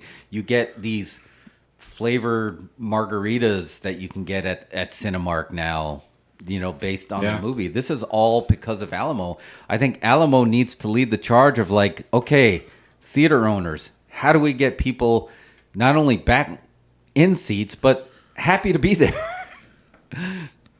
I'm just saying, when Clu Gulager knocks Tarman's head off with the bat. Oh, man, that was beautiful. I just expected more of a reaction. Yeah. You get a mild reaction, and I just think that maybe something has shifted in our culture that we're not going to get that loud anymore. I don't know. I just, like I was telling you earlier, and Mike, did you ever go to the Dollar Theater? Did they have the Dollar Theater where you grew up? Hell yeah, so scream there. The Dollar Theater was the Dollar Theater was lively. There was commentary, you know what I mean? And folks would there's more than commentary where I grew up, man. That's what I'm saying, though. Folks would chime in. Folks had stuff to say. They'd cheer, they'd drop comments, whatever came up. I know that now the culture has shifted. It's okay, be silent in the theater. It's like a church, and it's my experience. Please, you're ruining my experience. There has to be a mid-ground where we can not threaten folks to throw them out of the theater if they react to the movie. Yeah. You know what I mean? And I've told you about this before, Jeff. Lucciolotti is the most reactive movie theater person in the world. Literally, when the scary thing happens in the movie, she screams like she's being murdered. I love that. That's great. And it's a huge thing, but it's just I don't know. It's just, I feel like we should just dial it back a little bit, Alamo. Maybe put out a promo that says, hey, if you want to cheer for the movie, it's okay. If you want to cheer, still don't talk, but yeah, maybe feel free to be more reactive. Just like their stingers that they're currently doing. You talk, you text, we kick you, we send the person with the axe. That's fine. You can do that, but give those acceptable rules. If you get scared, scream. If something's funny, laugh. Just don't have conversations about the plot, or worse off, conversations not about the plot, but you're allowed to react. Maybe wordless reactions. Just a bit of normalization. Yeah. Right. I think that would be good. Mike, was it you or was it Mark? Who was talking about that? I'm going to make a theater where I want... it's all texting. You're allowed to text during the theater. Yeah. No, I would love to have a movie theater that is comprised of individual movie theaters. So people go and they rent them out. They rent out a karaoke room. And on a major debut, you'd have the main theater... that whole day Thor comes out, you'd have the main theater showing Thor. Everyone would have a device that is meant for them, and the individual rooms would also be watching in sync with the large room, and you could have a personalized experience while also interacting with like. Oh, we lost him. Mike, hop back into the room. Oh, did it cut off? Yeah. Oh, it did the 45-minute cut off. Sorry, we'll edit that. It'll be clean as a whistle when we drop it. Just hop back in, Mike. Hop back into the room there. But I think he's on to something because my son showed me this funny, I don't know if it was a reel or a TikTok. It's hard to tell the difference anymore, but they're basically the same thing. But he found this kid who got a Pokemon like firework, and he's like, Pokemon! And he's like, he lights it in his house. It was a Pikachu. He lights the Pikachu firework, and of course it starts going nuts, and it starts like basically creates a fire. But what caught me the most, that I was like, wait, is he on a Twitch stream? Because all you saw was chat just firing across the screen as his house is on fire and he's running around screaming, and you saw chat going. So I think this audience today are okay with watching content that has chat going at the same time. Dual screen experience. Mike, you there?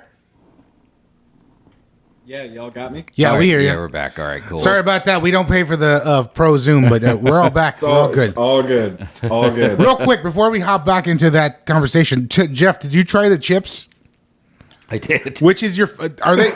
Is it me or are they extremely hot? They're pretty hot. Like all three of them are hot. Do you have a favorite? I like the hot. I like the one that's like middle of the ground hot. Yeah, that's the chili chatka. So in case you're show them on the close-up cam there. The winner of this match and new snack champion of the world, chili chatka. Yeah, the chili chatka is the closest thing that I can say that was good. I like these swirl ones. So the swirls. What are the swirls? Are the masala twisties. So you were a chicken masala guy? I don't know, but they're pretty. I like the little twists. Okay, so yeah, that's. Is that it's chicken? It's chicken flavored? No, chicken masala is like a very common curry dish. Like if you go to London, that's like a lot of the go-to, and that they use that masala spice. But I'm gonna go with the chili chatka to close the chapter on that. Now, if I had you know what it reminds me of? That I put all three in the bowls. What's that snack bag where Lay's basically took the scraps to all their snacks and put it in one bag? That's like Cheetos and Doritos and Fritos all. I don't know what they're called, but I know what you mean. Yeah, it reminded me of that. Holy crap! Like these are all super hot. Yeah. All right. We went in the deep end with that. So Mike, all right. Yeah, Mike, you were saying that, talking about having a personalized pizza experience for film in the smaller room that's in sync with the larger theater. That's when we lost you. Yeah, just basically allowing people to rent out a space and use that space to watch a show in private. They can go as raucous as they want. They can, do otherwise. I think the beauty of that is that you can watch new releases in sync with larger things, but you can also, watch whatever you want to do. So you go in there, you get a little group that of people that are going to be vocal to Return of the Living Dead, and then you've got that experience. The exact ideal experience that you're hoping to have, you build it for yourself. Just like when you rent out a karaoke room, the difference between that and being in a large bar full of people. In the private karaoke rooms, a lot more people sing, a lot more people react to songs, and I think that's kind of where movies need to go to maximize potential relationships individually that are customized for the consumer. And or go back, if you will, because JJ brought up talking about, doesn't Alamo still do rowdy screenings for stuff like Rocky Horror?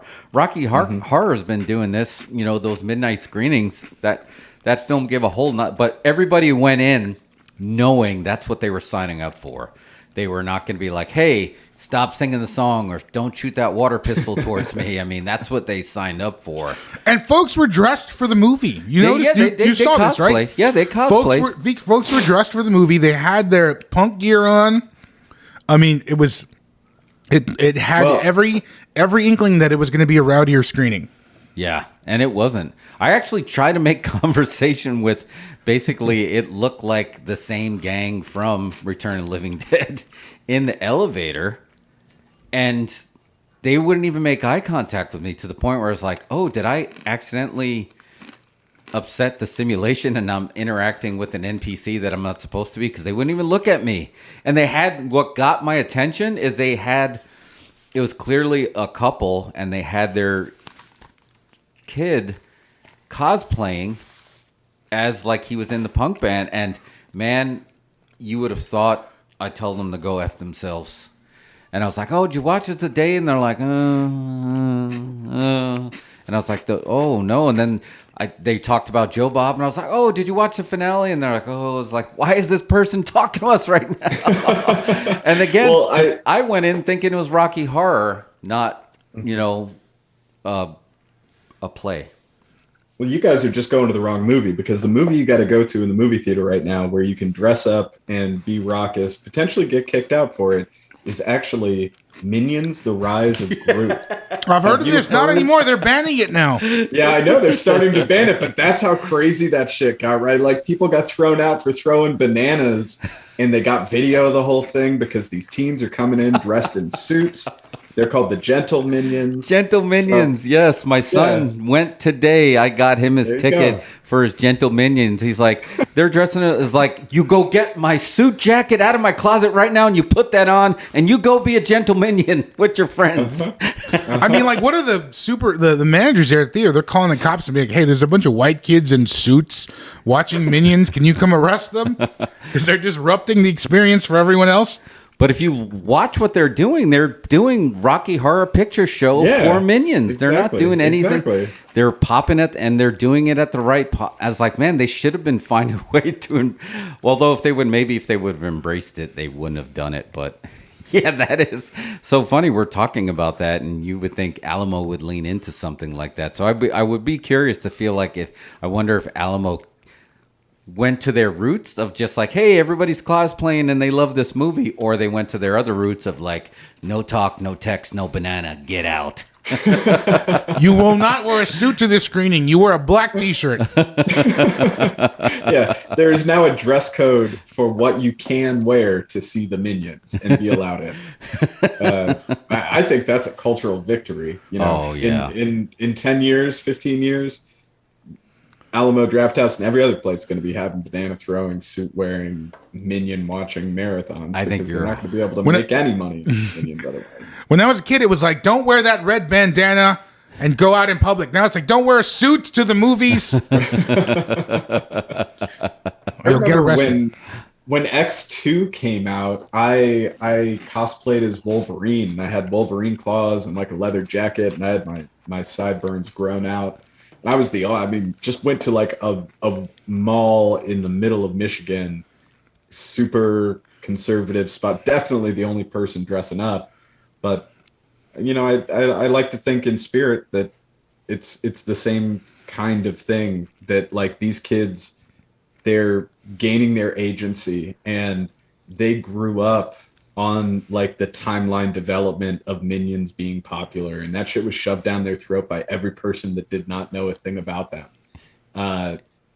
And it's a lovely little like counterculture thing to say like, yeah, we still love the fucking Minions, but we're gonna go in there as adults. But it's not a kid show anymore. Mom, I'm a man. That's why drop me off at Minions. Yeah.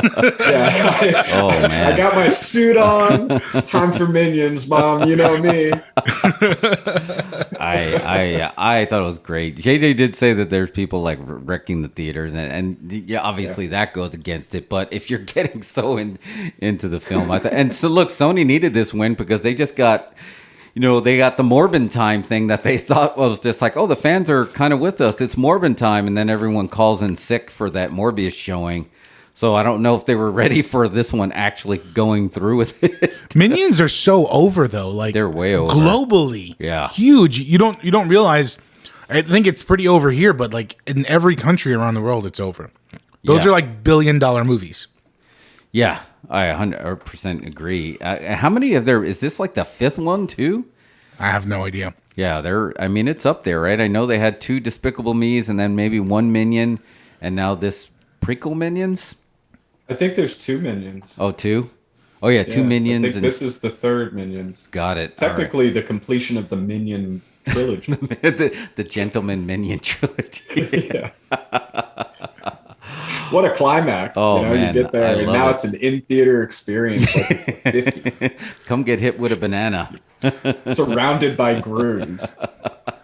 Cut to January 2024, and Minions are storming the Capitol. All right, so this went super dark, but so we're talking movies, we're talking dark. Let's go to the Black Phone, guys. Yeah, let's do it. So first, Mike, what we were all pretty excited for this film, and I think it delivered. What do you guys think? Mike, yeah, I think you were pretty hyped about it. What do you think? Yeah, Mike actually, it was the summer of Hawk, summer of right? Hawk, the year of the Hawk, Yes. the year of the Hawk, the year of the Hawk, baby. Yeah. It's the year of the Hawk. I mean, most things we discuss today will involve a member of the Hawk dynasty. Oh, right? I love the Hawk's now older man groggly voice he has. Yeah. He's got like a real just kind of voice going now. I think he's just using his real voice, and that he just recently stopped using his like Brat Pack voice. That he had a higher pitched voice that he was using to stay in touch with like the roots of Ethan Hawke. But now he's so fucking over that shit, man. Oh yeah. He's hitting the Michael Keaton level in my mind. All right, so like just like quick, I don't know, what did you think? Fresh out the theater, first thoughts. How did you feel? I mean, so first thing, I love that the first act did not really have like, it was all just pressure building. I loved that. Yeah. I wanted more character development from Hawk. The Grabber was a great character, but everyone else was developing his character through them. And I think that had a really great impact, but I just wanted to see behind the curtain a little bit more. And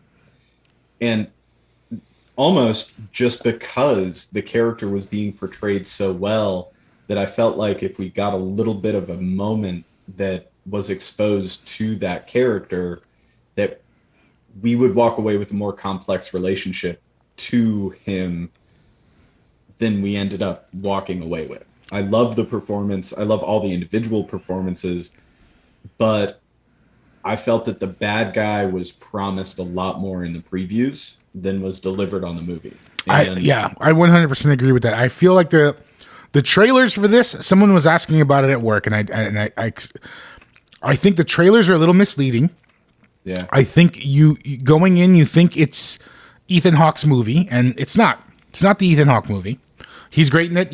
Every scene he's in, but I think it's fair to say a lot of his scenes are in the trailer. You know, I think my beef with the movie, I think it has a really satisfying opening build. Love the first 20 minutes. I think it's got a really satisfying, great conclusion. But I thought in the middle, it kind of got away from itself. I feel like it couldn't decide if it was a movie about a serial child murderer or if it was about ghosts, you know? And I felt like you had those two narratives kind of back and forth. Yeah. I feel like there's a single character that represents exactly the issue that you're speaking to, and that's the Grabber's brother. It doesn't make any goddamn sense contextually in the narrative as a thing that can exist in that world. You can't be obsessed with the case, live in the house where the kids are being buried and across the street from the house where they're being kept. At least they didn't sell me enough on his stupidity before that. We just met him in that context where he was kind of like put down by the cops. Yeah. And we were meant to feel sorry for that. Like, I think that beat around the middle of the movie is very representative of some sort of choices that they had to make to truncate some of the character development and fit this into a specific time frame that they had to get it into.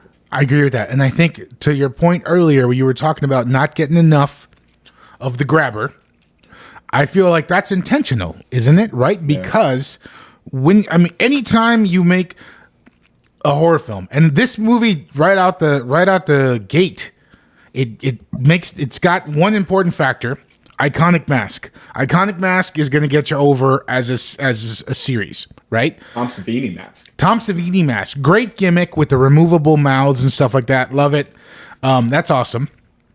But I think that if your slasher movie is a hit, the next step is prequel. So prequel always is going to give us the backstory to the killer, right? We're going to build that. So I think maybe revealing not a lot about that character is intentional. I feel the same way. The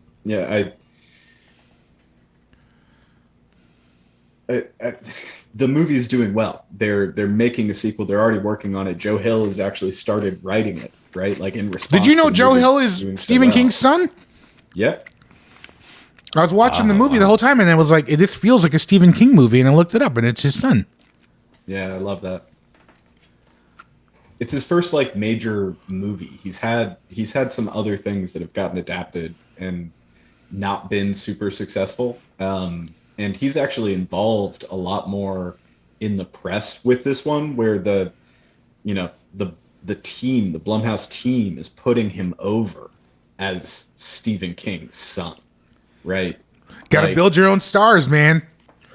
Taking the WWE approach there, man, they're going to build a Charlotte Flair out of him, and he's going to have some Stranger Things type series on Netflix in 3-5 years. Wow. From the son of Stephen King, writer of Misery. Dude, they're leaning right into it. Like, he looks like young Stephen King. He's got the beard gimmick. He's got the glasses gimmick. He's got the shaggy hair gimmick. I had no idea that was his son that wrote that.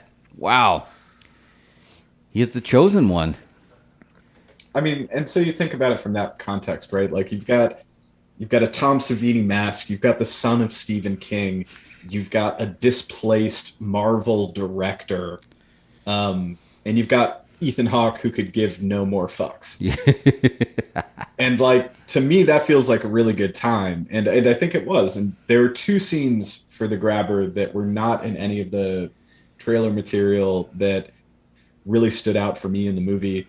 The first one being the first time that he's trying to play Naughty Boy, and he's sitting there in the chair with the belt. Oh, and man, yeah. As a viewer, you're connecting Hawk with his father and Finney with Hawk, and the whole system is kind of represented in your mind just from that single image of the frowny mask that you're seeing for the first time with the belt draped over his leg and Finney running back down and not even daring to challenge it. And the other one is when he lies about his name and he steps out of the shadows, and again he's got the frowny mask. I think they saved the frowny mask. That was like the thing that they decided would not be trailerable. That's like the only thing they didn't show. I gotta say, that was probably the biggest reveal as far as Ethan Hawke's gimmicks. Yeah. To me, the film, I loved it. It just kept dancing. Like, people who wanted to go see it and were unsure, and someone was saying, "Oh, I don't really like those child abduction type movies, 70s." And I was like, this movie was a dance, but if Silence of the Lambs was dancing with The Sixth Sense, and it's just like, it felt so, and it had that 70s grime to it, which I thought was great. I mean, 80s is fun, but 70s always has that grimy feel that it has to it. But you're right, for being a somewhat supernatural elements, it was still pretty grounded in its supernatural elements, and I think that helped it. I don't know that the trailer revealed anything supernatural, did it? I feel like that was just a swerve on the audience. I mean, it showed that he would answer the phone and someone would be on the phone. Yeah. So you knew that, and you knew that the sister was like kind of connected psychically to this. You didn't know how deep a part of the narrative that would actually be, like, out in the open. So the context, I think, was set to be very firm physical horror with an added supernatural layer for the hero, not for the villain. Yeah. And they went to that 70s gimmick of, when you had these serial killers, they had these names. And what a great name. Like, what a petrifying name that you just call him the Grabber. That's really all it is. There's like nothing special, but when you say that, it has that grime and it has that sense of danger. For the kids back when there was no cell phones and there was no GPS and a family app that tracks where everybody is. So when somebody disappeared, they could be right in the same neighborhood and you would never know it. I mean, she's riding around on her bike trying to find her, brother after the dream she had. They were right there living his most terrifying experience. So to me, again, for being the supernatural swerve, it was pretty grounded in that terrifying feeling that they could be locked 3 basements down from your house and you would have no idea.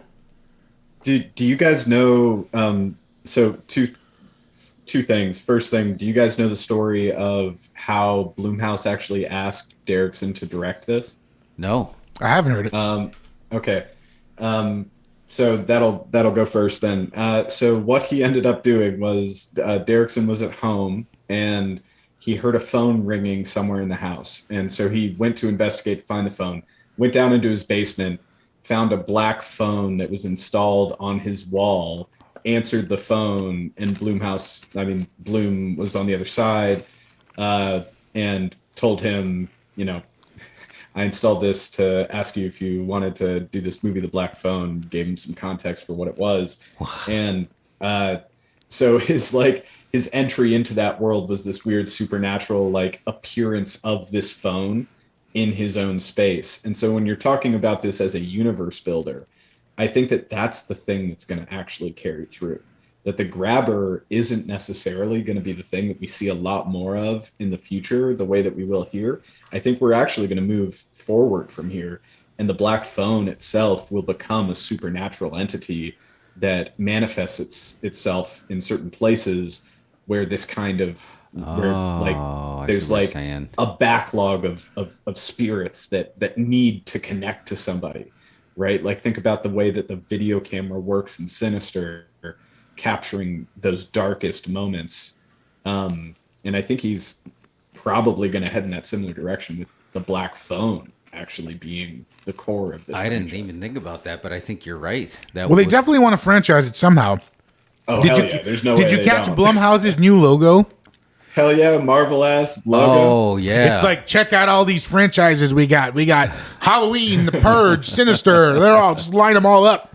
Dude, it's funny when I was having that awkward elevator conversation at the Return of the Living Dead screening is when I got Mike's text of like, hey, look at the new Blumhouse logo. And he said that exactly. Does this mean we are going to get that promised, shared universe with all their brands that they have?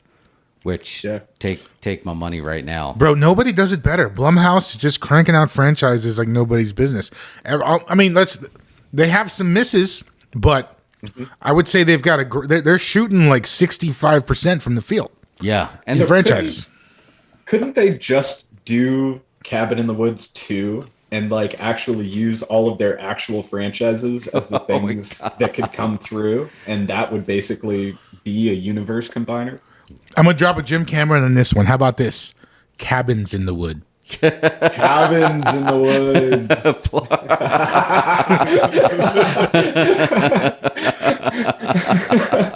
That's perfect. Cabins in the Woods. Sign me up. Take my money right now. Oh, wow. But, I mean, beyond all of that, the kids do an incredible job, right? Oh, my God. I think there's some stars that are being made in this movie. We're going to see a whole lot more of them.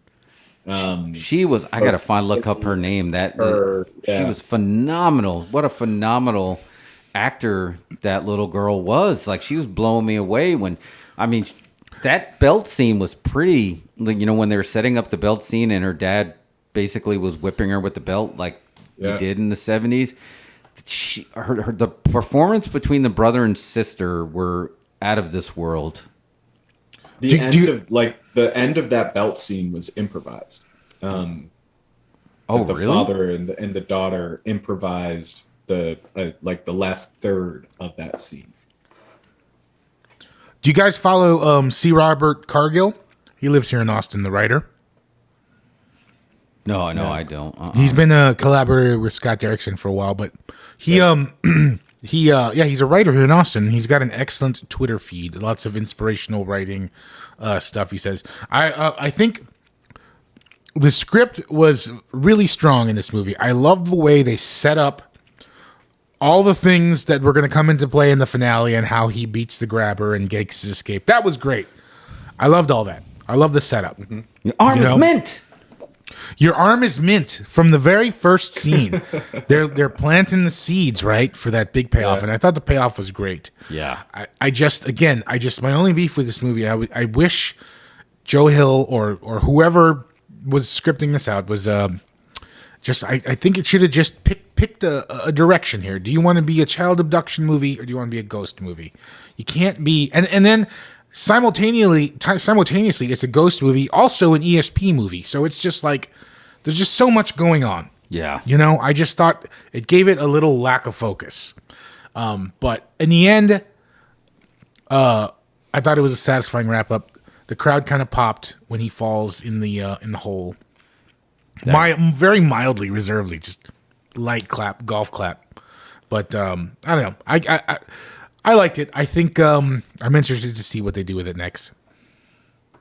Yeah, I mean, where would you, Mario? Where would you take this to make it to make the Black Phone 2 either, the aliens or the gremlins of the sequel world for this movie? What direction would you take it in? Would you go full camp and lean into that supernatural, or would you stick to the grit of the human experience aspect if you wanted to focus it more? I mean, I think that me personally, I would rather focus on the true crime kind of grit stuff. I think the natural move here, the way you book it, is you're going to do the grabber's backstory. Maybe show him as a boy. Maybe the grabber has because he hears the phone, right? So maybe he's got a backstory that is intertwined with the Black Phone, the origin of the Black Phone. I think we'll get that. And then you set that up. You set all that up. You build it. You build in, your backstory, and then you can jump into the sequel after that. And there's your trilogy, right? I mean, the motherfucker dresses like the Babadook, so. Oh yeah. I think that is the way to go. I think you basically, this is the meat of the sandwich, and the next two are a prequel and a sequel. In a way, it would be cool to do it simultaneously, and I'd like to see the phone turn into something along the lines of Frequency, where you can somehow tie it together, where the phone, obviously it's defying time and space as it is, going from physical to non-physical. I would like to see it defy time and making calls back to the past, if you can find ways to tie it into maybe the grabber is calling himself when he's the phone, he hears the phone ringing, and maybe it's him on the other end calling. Like, I'd like to see maybe it's his victims again. Yes. Right? Like, it's his victims in another context, and they're trying to reach back to him to make him not victimized. Exactly. I think that would be great to see that, so that way you keep the phone, because throughout it, the phone is the spine of the story, and that way you can interweave the stuff that happens with the grabber character, and when you understand him a little bit more, like you said, you're not going to really empathize with him in this. He just looks like the Son of Sam 70s killer, but what if you saw what turned him into that? Then would you start to empathize with a little bit more, and then will that change how you do it? And again, now you're going to broach, are you born evil, or is that evil nurtured? The nature versus nurture argument.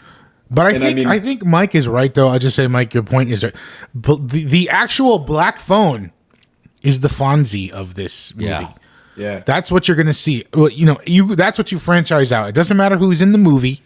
It's just like, a couple gets married, moves into a house they buy, and there's a Black Phone in it. There's a Black Phone in the basement. I know what's coming. if I were to go like super like campy horror sequel type of thing, I would actually inverse the structure that that Jeff just laid out and make it so that upon dying, the grabber unlocks the power of the black phone, and the black phone becomes his weapon through which he can reach those he wishes to torment from beyond the grave. Oh, yeah. Okay. I could see that. So he appears like maybe he's making that black phone appear to the victim. He's making the black phone appear to the person in the real world, getting both of these narratives kind of colliding, where like the grabber is grabbing both of these souls and making them do kind of terrible things to each other at the end. That's the Son of Santa approach, right? You know, his exactly. his dog told him to do it, right? Now when the argument's going to be, there's a phone and I picked it up and they told me to do it and I couldn't resist. The grabber told me to do it. The grabber told me to do it. Oh, wow. That's when it really gets like the grabber. Oh yeah. He was, that was 20 years ago. How's that possible? Totally. Man. Yeah. Now you're fun. I'm sure Jason Blum was given the notes and be like, can you lay some more seeds in there? Like, what could we put in there that maybe we could spin off, Because you got Conjuring. Conjuring has like multiple other spin-offs. Right. So you've got like the Nun, and I don't even like, there's other things. Annabelle. It's like Annabelle, just off of one movie, folks talking about ghosts. I mean, La Llorona is kind of in that. Oh yeah. Oh yeah, for sure. Right? Like, I'm sure eventually you'll get the La Llorona Nun crossover. How come it's the Warren universe, basically? Oh yes, that's a good way to put it. And then the original, the part 3 one left it like, now I feel like the universe is getting so big where even now the original story spine is not as interesting as some of the spin-offs that are happening now. The Paranormal Activity issue. Yeah, exactly. Man, that one, well, talk about going off the rails. That's a whole nother show. But what about... Sorry, I blanked out.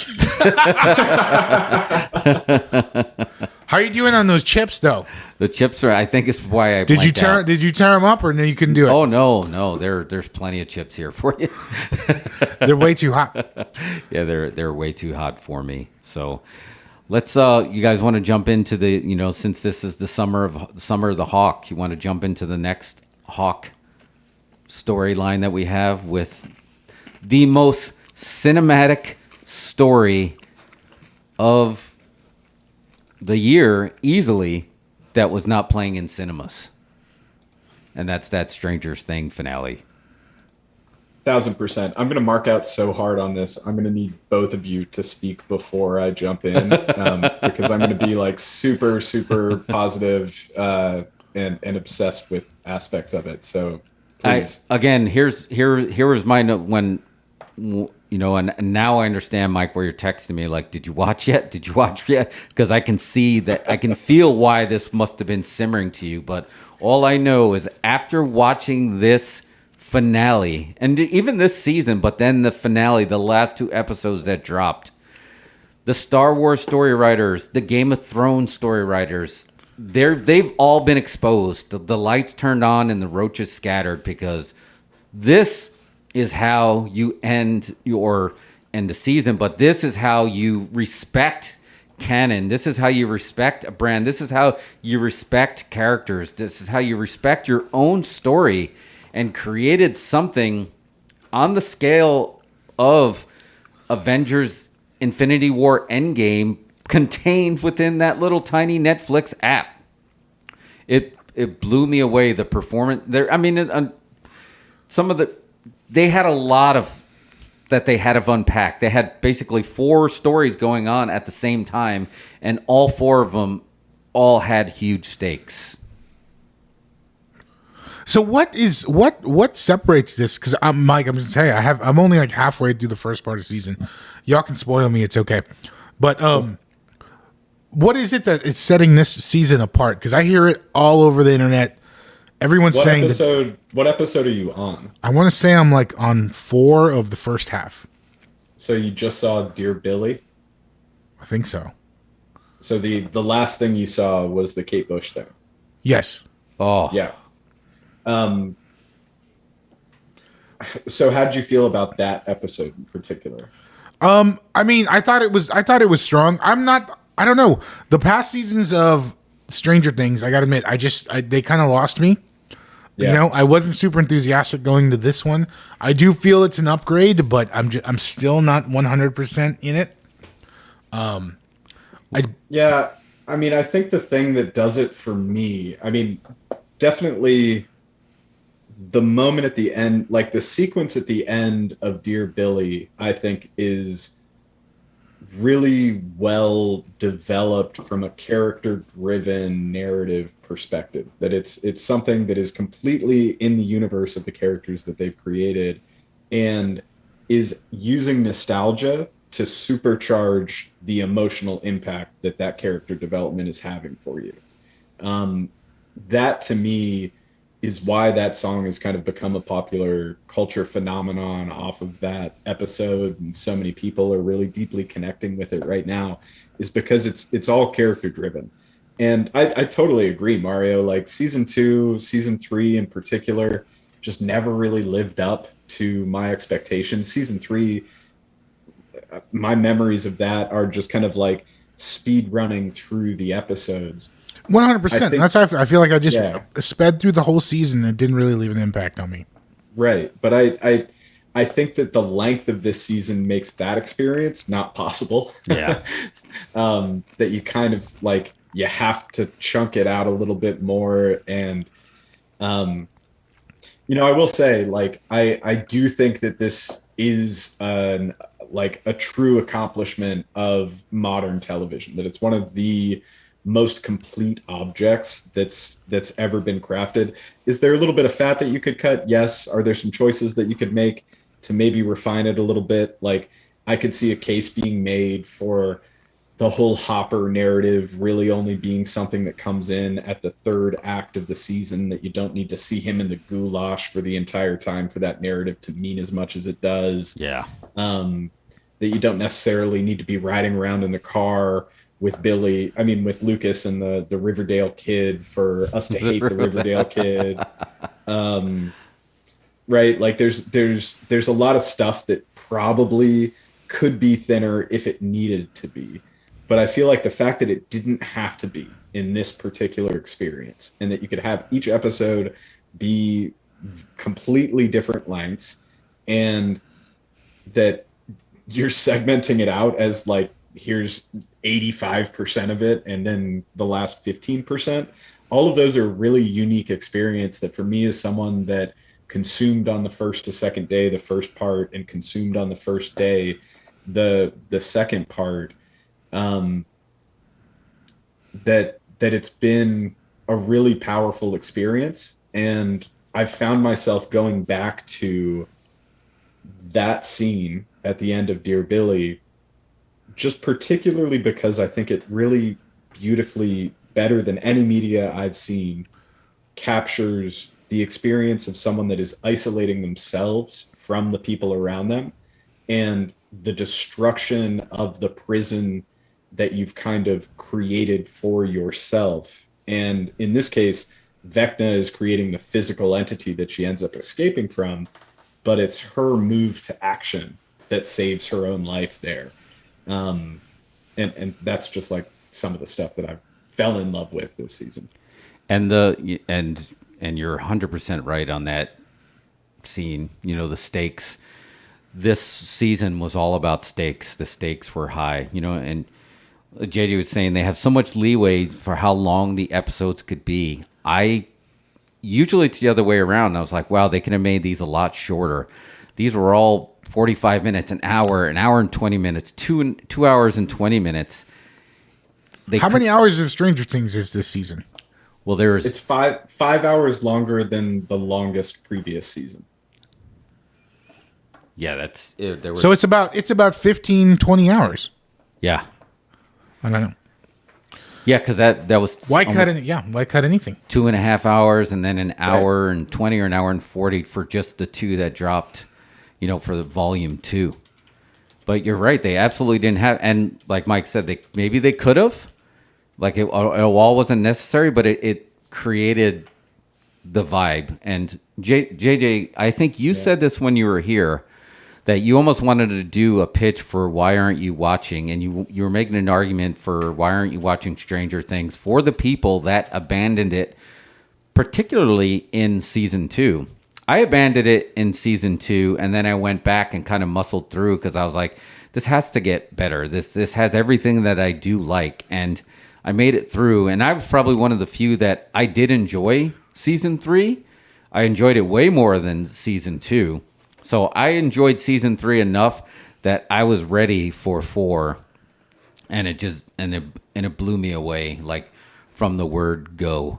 I feel like they said, okay, we know that this is going to end in season 5, and they took the notes from, Lost, the Lost showrunners, like, we need to know when this ends so we can go back and we can really plan this out. And you can tell, to me, there's no wasted movement now. Now the best professional wrestler you've ever seen that has no wasted movement, where even to the point where what you would consider wasted movement is not really wasted movement because it is creating, and we don't even know what that's going to lead to, why we saw so much of the extra fluff, what it's going to mean. Like my son was like, what do you think they're going to do with Argyle? It was just like, he was kind of like just fluff for the season, right? But yeah, Argyle's dead sooner or later. Yeah, it's like, of course, it's like I don't feel like they're gonna have that wasted movement. Well, and I think that's also part of what I love so much about it is that this feels like the Stranger Things story is partially to me the story of someone coming up with a fresh new idea, getting a reasonable budget, doing most things practical. Then getting more budget, and that the second step and the third step, they're stumbling along the way. And then the fourth step, they're like, oh, you're going to give us as much budget as we want? Well, we're going to make insanely long television episodes with like Marvel level digital effects. And they've kind of like been growing into that over the last couple of seasons. And now they finally like knew what they were doing as blockbuster creators after just coming to the table with like a Steven Spielberg, Stephen King, like Steven, tribute. And it's like you can watch this series as them learning how to make expensive Hollywood movies. It's funny. Did the pandemic maybe have something to do with it? Because if you think about it, yes, I bet Netflix was like, hurry up and make Stranger Things season 2 now. Yeah, we want it now. It's premiering tomorrow.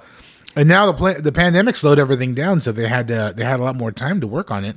Again, we actually render those effects. Takes a lot of time to render. It's not at work. It's not at work, Randy. Yeah. It's not at work. Render is not at work. Again, hot off the presses right now. I meant to tell you guys this earlier before we started talking. The Duffer Brothers today it was announced that they launched Upside Down Pictures, an exclusive deal that they have with Netflix that is going to include a Stranger Things spinoff and an adaptation of The Talisman from Stephen King's. Creating their IPs, man. Creating the IP. Yep. So that was all stemming from... Everything is about the IP now, man. Everything's about IPs. It's coming from hot off of why season 4, the love that season 4 is getting. I'm not seeing a lot of negative press around. And, it is, like you said, it's all about the IPs. But to me, this was like a young enough series where like nobody knew what Stranger Things was.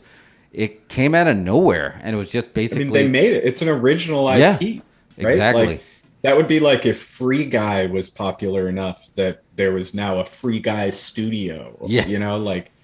I really think that there is something distinct about this franchise, and part of me also thinks they're speed running franchise genres. So like the next season we're going to actually get this fantasy world where the Upside Down is here, right? Like this season was more of that like action horror. Seasons before they're kind of playing with stuff. They did a great job of recontextualizing a lot of shit that I never cared about before. Right. In a way that doesn't make me like feel like I need to go back and watch it again, but makes me feel like, okay, at least you put a little bit of effort into trying to make that aspect of the narrative make sense and fit into this world without it just being like you needing to keep actors in place. Also, Mari, you mentioned the pandemic. I think that a big like this narrative was probably completely different before the pandemic too. That the small groups that they had spread out as their like shooting groups, I think that is completely pandemic inspired. They probably would have had a lot more scenes together with larger groups, but that it was a lot easier for them to schedule over long periods of time these small bundles of actors together in disparate different places. And I think you're seeing that a lot in movies now. The ambulances, all of Jake Gyllenhaal's movies over the last 2 years. Definitely, we're getting the pandemic movies right now. Yeah, all the pandemic stuff is coming out. Pandemic cinematic TV show. It is, yeah, hands down a cinematic streaming event, cinematic TV show, 100%.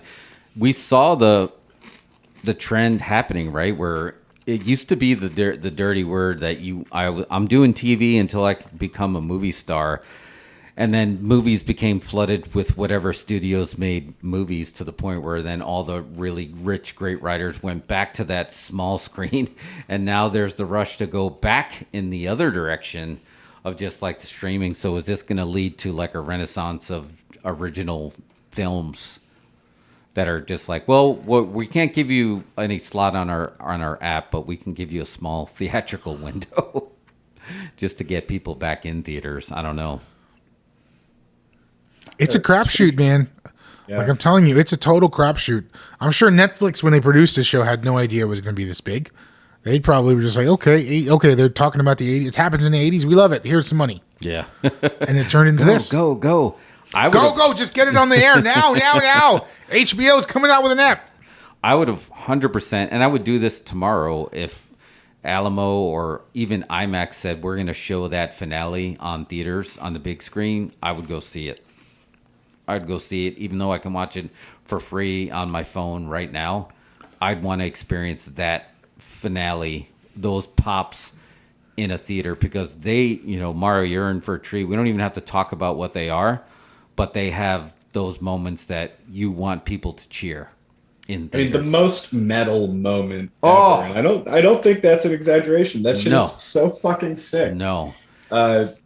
It's a unique moment to be able to exist in a way that you're not like, oh, this is like a Meatloaf album cover. But it is like a fucking Meatloaf album cover in real life, and it just feels so good. It feels so good. God. That's hands down one of the scenes that I'd want to see on the big screen is that, because it just kind of blew me away of how much I enjoy that. And it's funny, Mike, you talked about the Steve... Oh, sorry. I was like, did I hit something? That was me, my bad. But the Steve movie arc, I was telling my son, and I was just like, oh man, I don't know what Steve's future is. And he's like, man, they can't do something bad to Steve, right? And I was like, don't you remember he was the heel in season 1? And then he became he became that popular heel that they couldn't do it. And then they're like, maybe we'll give her to Billy. And then they create Eddie. But they're so good at creating these characters that you don't want something to happen to them, even when they're straight up heels but then you have someone like you keep calling the Riverdale heels. Those are the ones that, your parents would have liked in the 80s, but like those are the assholes that you want to see. Yeah, kill that guy. I feel like the Duffers finally learned how to create a heel this season. Oh, right? yeah. Like Vecna and Riverdale, they're both the most intrinsically hateable characters they've ever made. Yeah, hands down. And that's what you want. Like what Jericho says, like we need enough. We need to have wrestlers that are not trying to be the cool heels. We want the ones that really are heels that people don't want to be. Don't buy my merch. Don't say my catchphrase. Don't sing my song. Don't my chant. That's, like you said, Riverdale was 100%. There's nobody that's watching. Well, at least I hope not. Or those weren't. I can't see people that are empathized was like, yeah, I kind of get what he's doing there. He is literally like oh no, this guy's going to go fuck it all up. Yeah, I mean, I think they have so many opportunities for spin-offs too, just because they have been so good at creating these lovable side characters that's most likely something they're going to continue to lean into with this expanded venture that they're going into.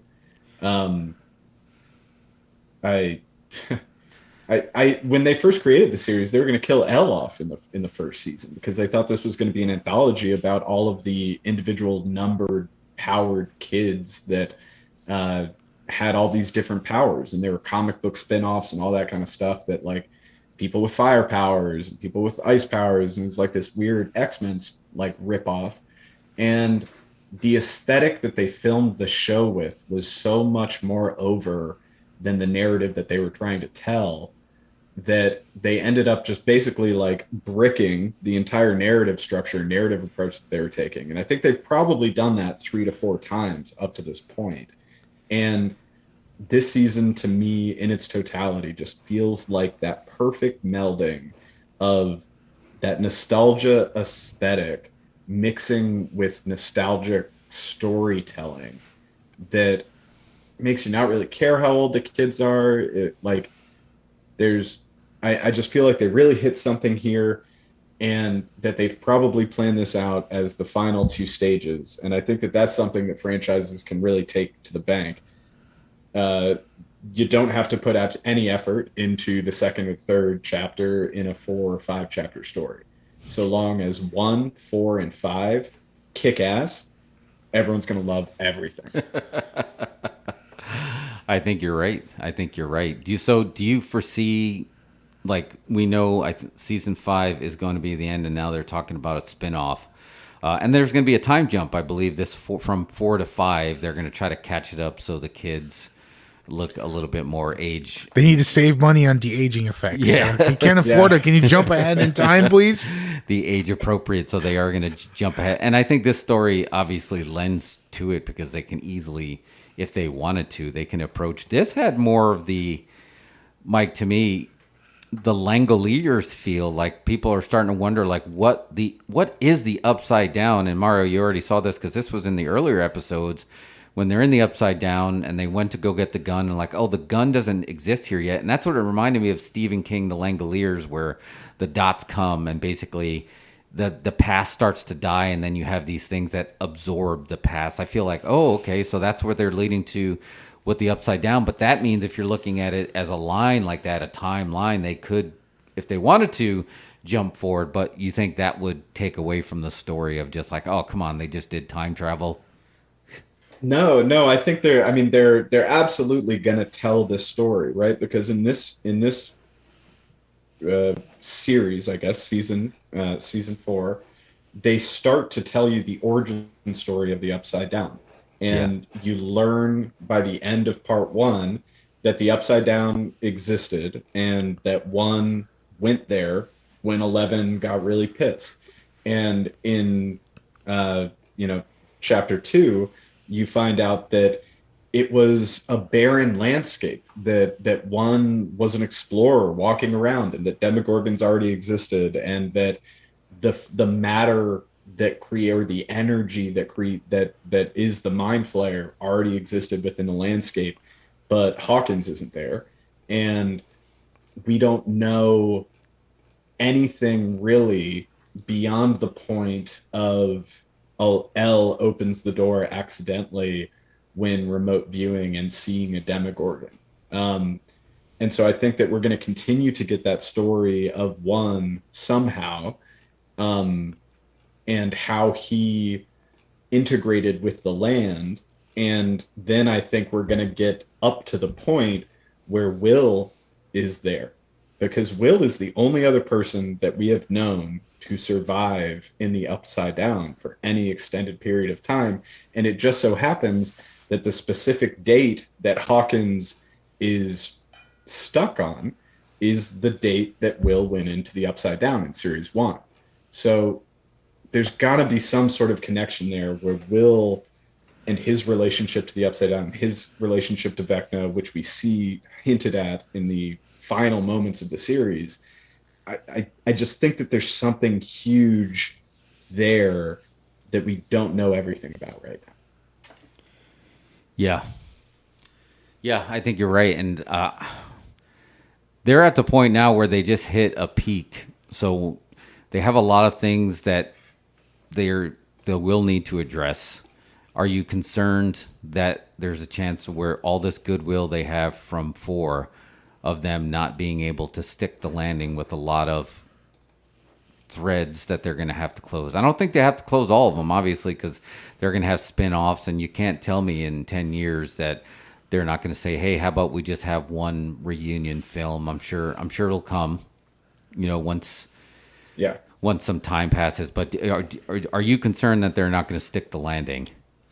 I mean, I liked Infinity War more than Endgame, Yeah. So Can I just interject one real quick? Does any show ever stick the landing? Honestly, is it ever a satisfying finale for a show? Can you think of one?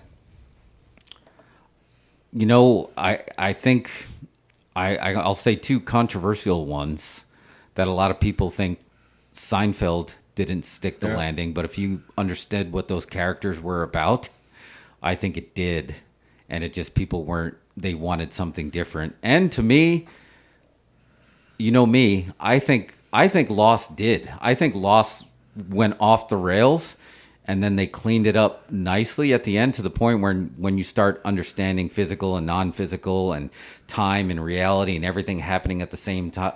So the sideways, and I think they did. Now, they left a lot of narrative strings, but if you go back and listen to those interviews, they said, yeah, we want people to take off with these stories. And I would be the first one in line that we're going to get a new group of people that may or may not be tied to the island that are going to go back. So those two. But again, that's my opinion. But if you ask the popular opinion, no, nobody stuck the landing. Yeah.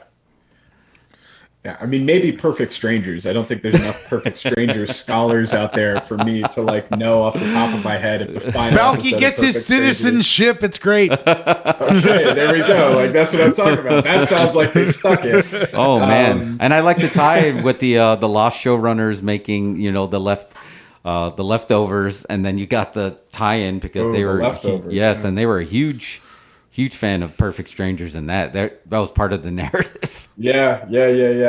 I mean, nothing really, are there iconic endings that remain with a single image or a portion of an episode or a series that lives outside of the realms of good and bad for me? Yeah, I think The Sopranos fits that. That final camera moving across the diner as he sits down with his family and ending on the bathroom door. Sopranos may be the last great one, in my opinion. That was a good one. That one was good. Yeah, that one really did. I never really watched Breaking Bad, but I believe that they had a rather raucous ending. I think it was okay. I don't think it hit the level of iconic. Okay. I think it was satisfactory. It's a pass-fail, and they passed. But I don't think anybody ever flashes back or discusses the Breaking Bad finale as much as the Sopranos finale. I think of and now I'm going way back, and I can't even remember what it was, but I'm trying to think of my parents talking about MASH, just how emotional that was, even though it was a comedy. But I don't know if you would but they even understood what a show ending meant back then compared to now, where we want that clean ending. You think of the Snow Globe, right? That's another older cut. Was that Saint Elsewhere? And that a lot of people were pissed off about that one. The Newhart waking up in his other show, waking up as a dream. His new show was a dream of his old show. You talking about Heart to Heart? Newhart. Bob Newhart, the Bob Newhart show. Remember, one of his shows ended when he woke up in bed with his wife from his old show. So his new show was a dream in his old show. I mean, I like that meta, but no, I think you're right. I think there isn't one that you're going to get the majority of the people who said that, yes, that was a great ending. Now, I think the most memorable one that we know is Game of Thrones is the only ending that I know that made people go back and hate what they loved.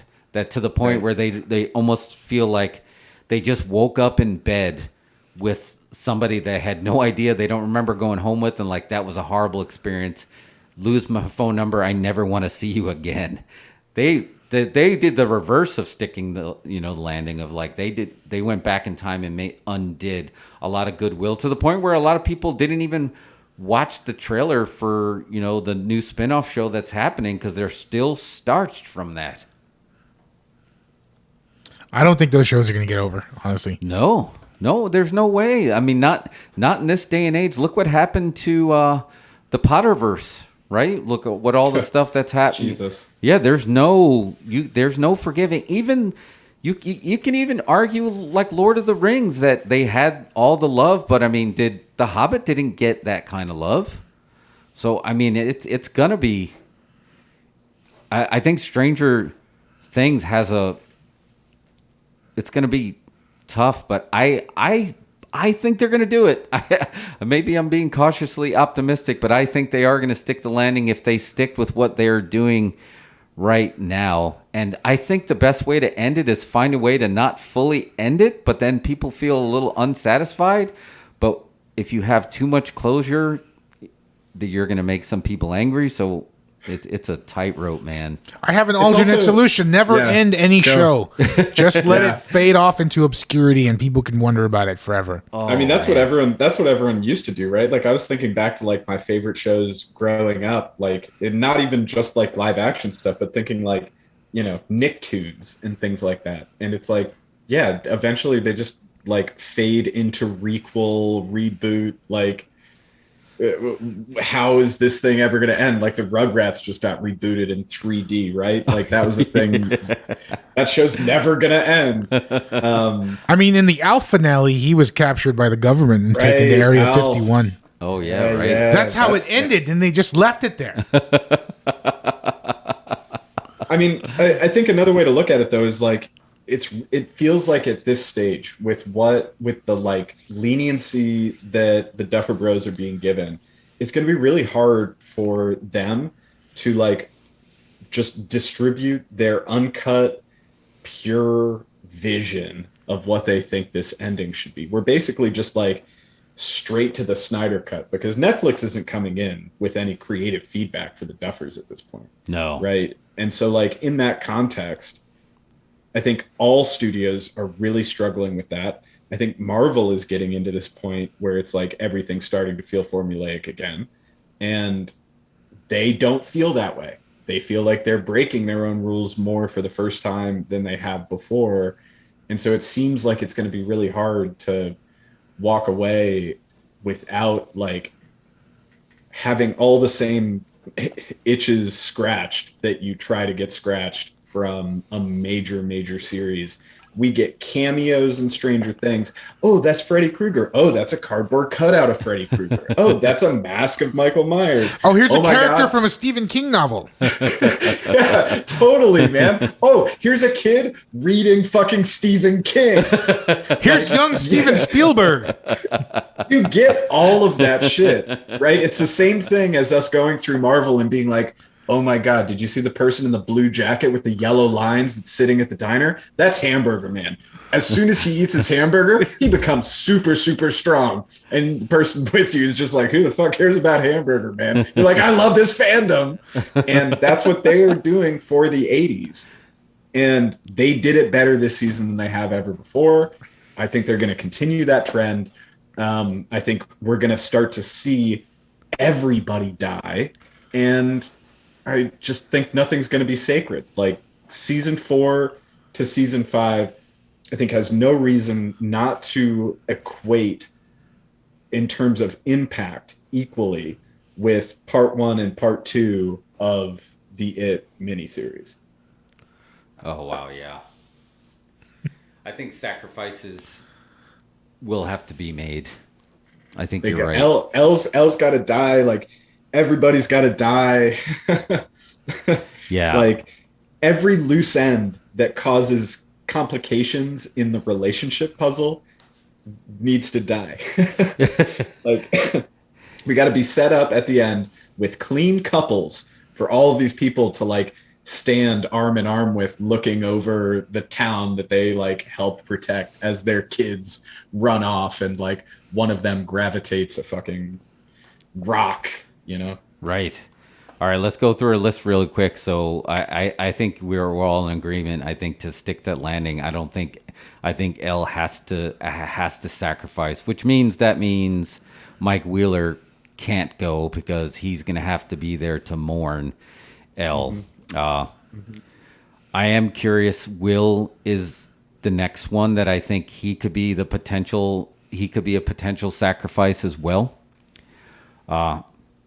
I think, are there any untouchables of people who can't be sacrificed? Yeah, I think Henderson, man, Dustin Henderson is like when you think Stranger Things, he's one of the faces that pops in your head. He's one of the characters that connected with so many people because he had such a memorable. I think he is probably the closest you have to untouchable in Stranger Things.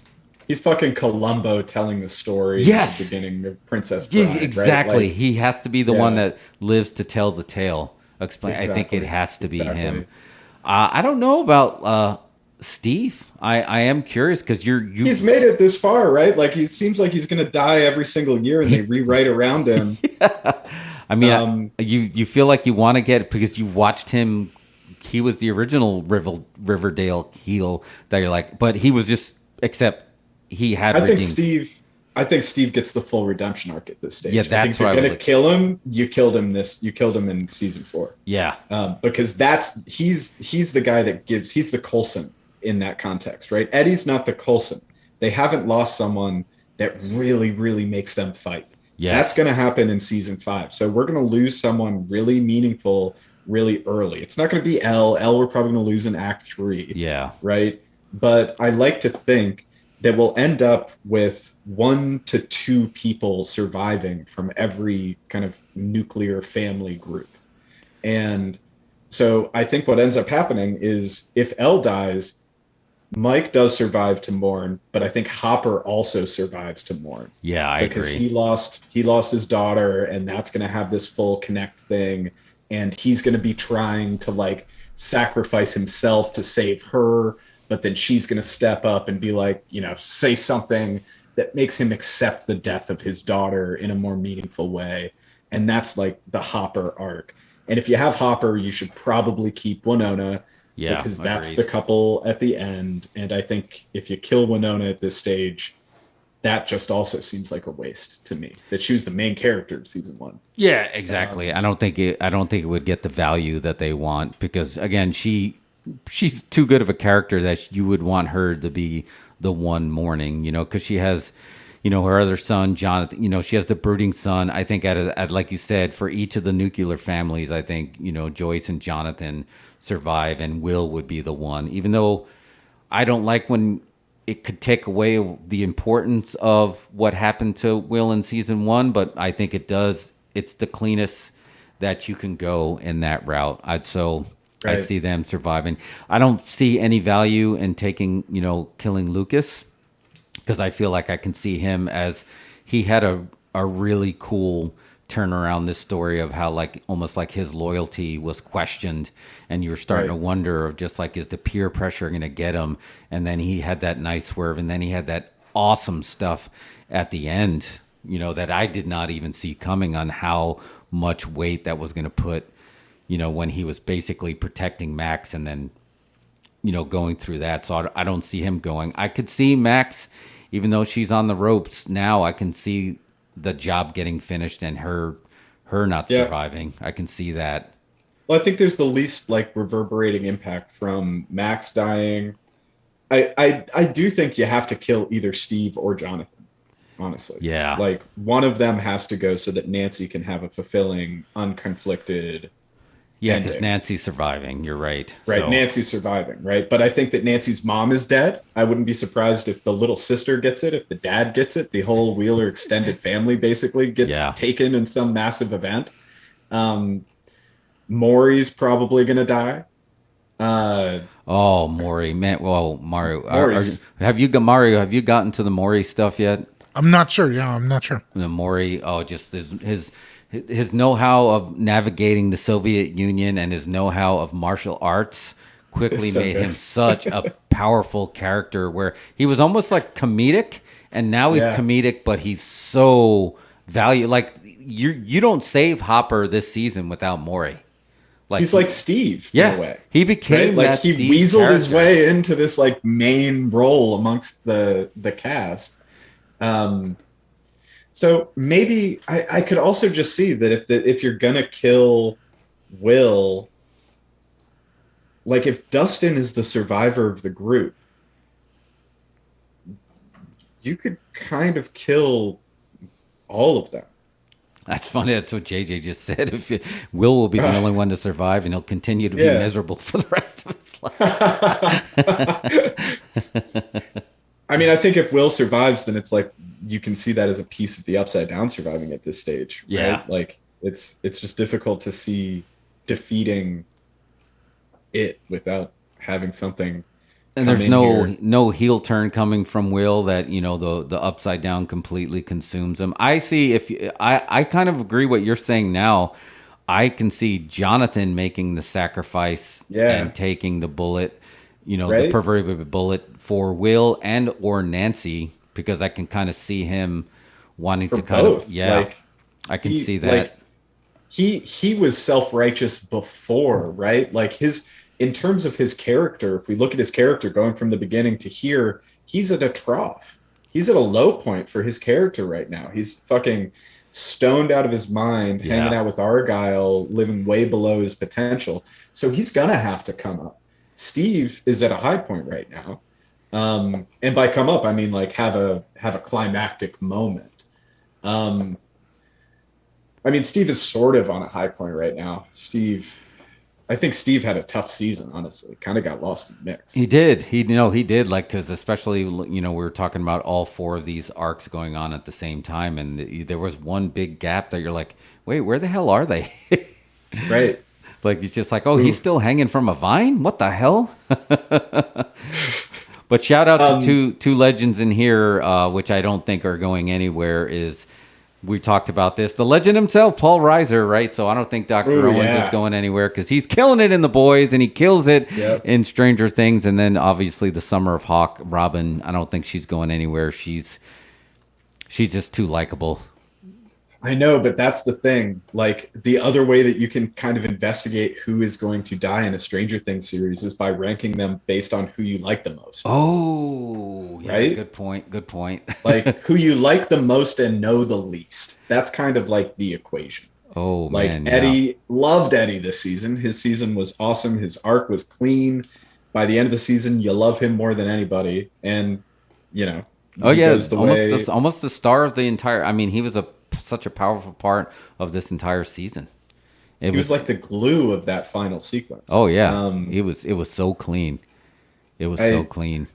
So I could see Robin going, but I could also see them just knocking off the love interest that they introduced at the end early on and like activating warrior Robin, right? Like, because there's some. The stakes are going to have to be personally upped for every single one of these groups. We saw it happen with Dustin. We've seen it happen with 11. Mike is sort of in that a little bit, but he's still just been outside of it. We're seeing like direct deaths. Lucas is directly involved. Lucas's sister. People are getting skin in the game in terms of loss that they are experiencing on a personal level. And I think you're going to have that universally across the entire group. And when you look at the trajectory of season 5, time skip or not, there's going to have to be an inciting factor that makes the group feel like they're running out of time or they need to do something now. And in order to make those stakes feel really valuable, that first quarter of that season has to be very Game of Thrones about killing people every episode. Yeah. Oh man. And I have not finished Umbrella Academy. I got 1 episode left, but there is a great quote that's going to come up that resembles this. They say nothing brings groups together better than weddings or funerals, and they say that in real life. Right. And I think that's going to play a big part on if they stick the Stranger Things landing.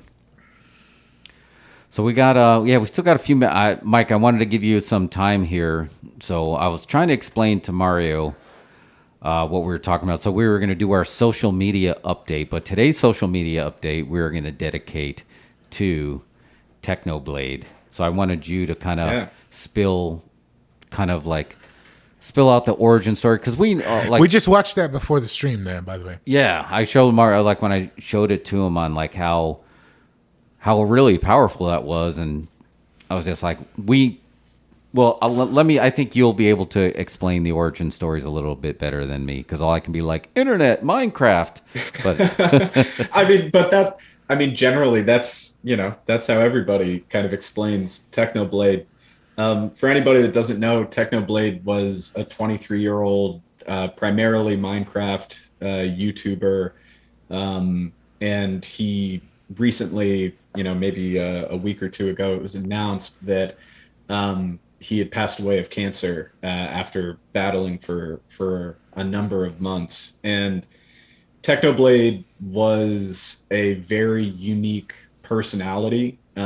Personally, I really gravitated towards his content, particularly because everything that Technoblade did always had strategy to it. And the unique thing about Technoblade is that he wouldn't just create strategy about how he would achieve some ends that he was trying to reach. He would meticulously work through every detail and then be able to explain to you how he was working through the details and how that was kind of, step by step getting him through to the things that he wanted to do.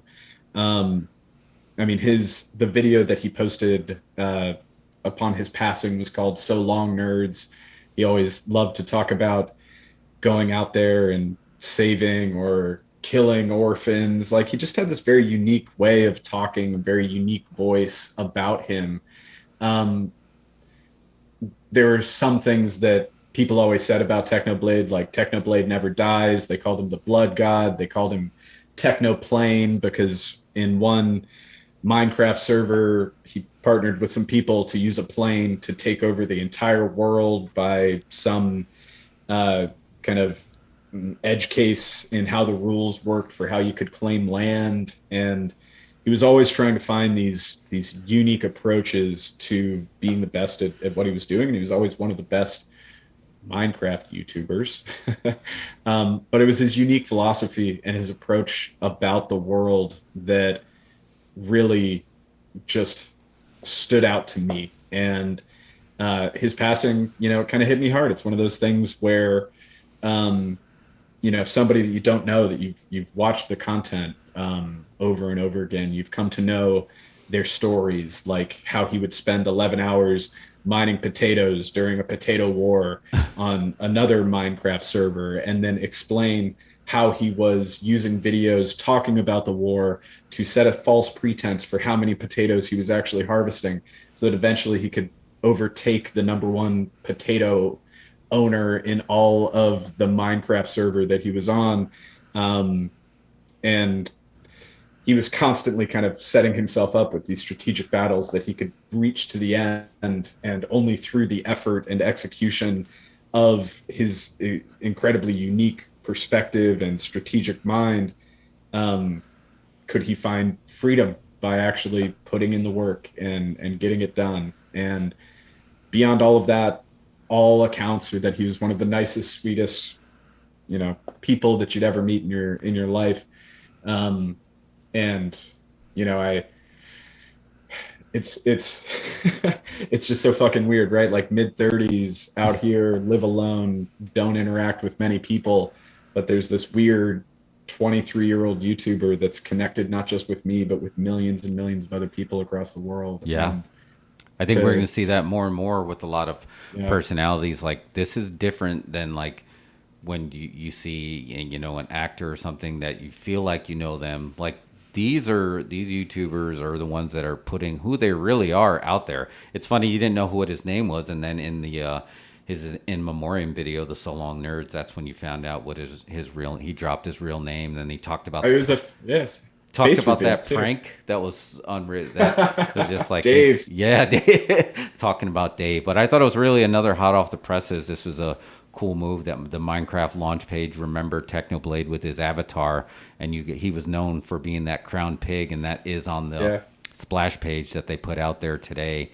And then they finally did put an official announcement, because man, Minecraft, there's a reason why a lot of parents called it Minecraft, right? Because they were just basically, so there's something that they're having another revival where people were so into it, and then they paused. And then I noticed, because my son was coming, kind of age, and he Minecraft, and then he stopped.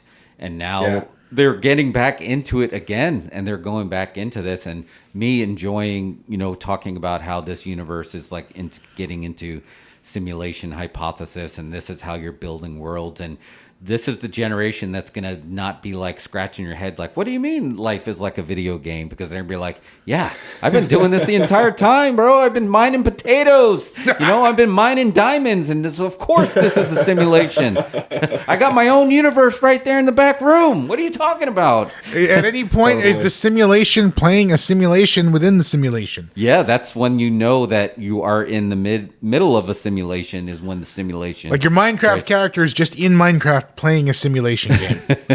I mean, isn't that basically what the modal in the latest Matrix movie was? Yes. Yeah. Oh my god. And all those mini. I got major heat with that movie. I don't know. Of course. We were in Louisiana the other day, and it came on the TV, and I don't know why it is. Guys, I don't know how often you stay in hotels, but I still mark out on HBO in the hotel room. I don't know why. It's just like you jump on the hotel guide, and it's just like, oh, they got HBO. Let's see what's on. Let's put HBO on. And so Matrix came on, and I was like, damn it. I was having a good time. That's the simulation coming for you. It's like, oh, you're pumped on HBO, right? Well, hold on a second. I got something for you. I think it's going to, when it gets revisited, it's going to be appreciated more, again, for its moments of what it was trying to do. I think they went for a higher concept in the original trilogy and hit, but this one they went for a way higher concept and it didn't necessarily hit.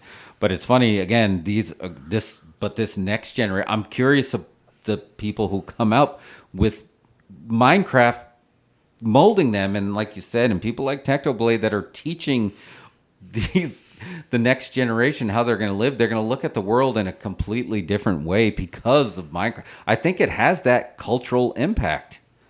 I mean, is he maybe the first Minecraft philosopher? Because it feels that way to me. Like that's how he kind of impacts me is more as a philosopher, even though he is a gamer. Yeah, and and again, they have an audience.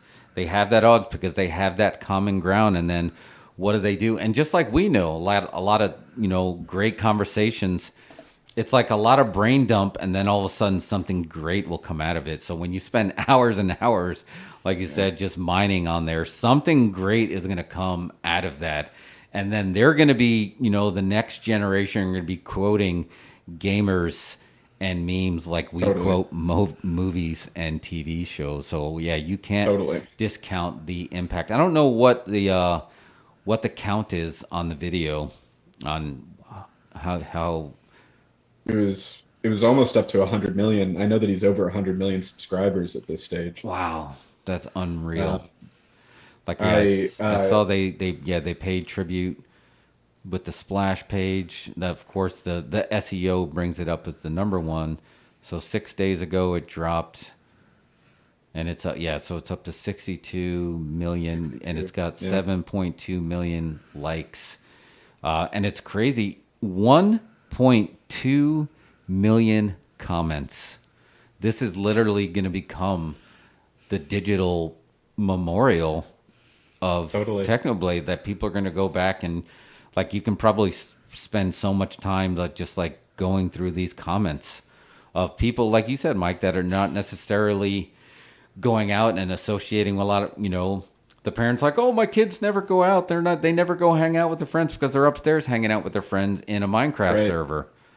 And this is how I've gone through those comments, watching the video, crying, and going through the comments just to have some sort of commiserate feeling, right? I really, I guess I would just say before we kind of move on from the social media moment, if you're not familiar with Technoblade, search him out, go find his stuff. I highly recommend starting with the Potato War because it's 3 parts, 15 minutes a piece, a really just super clean narrative about how this guy spent all of his time taking over potatoes on this Minecraft server, and it's really entertaining. But it also kind of teaches you about the hustle of doing something that you want to really do. I highly recommend. If you don't do that, find a montage video that's a little shorter or something like that. But I think he's a super addictive personality. Oh man, and I'm gonna read this comment just because I was talking about my son, and this comment says Jackson, so I got to read it. It was 3 minutes ago, and I'm gonna try to read it and not cry. When you die from cancer, the cancer dies too. That's not a loss, that's a draw. Technoblade never loses. Rest in peace, champ. Like, wow. Yeah, that's good. That's man. powerful. I mean, But that's again, that's respect for someone that's given so much to the we talk about all, and you hear all about the toxicity online that you don't realize that there is a lot of positive that just gets sometimes drowned out about a lot of the negative is loud. That doesn't mean the powerful the positive is any less impactful. So for just like even in the loss, he's like, no, you didn't lose, dog. That's a draw. And it's just like, wow, that was awesome. I had to read that one because it just popped up. There was something that he before he passed, he wrote his will on the Dream SMP, which was another server that he was a part of, where he Technoblade always loved to frame himself as an anarchist that was there to overthrow any governments. And so the final page of his will was and this was like an if I die type will long before he actually passed, even though he was already kind of taking a break from the server due to the cancer.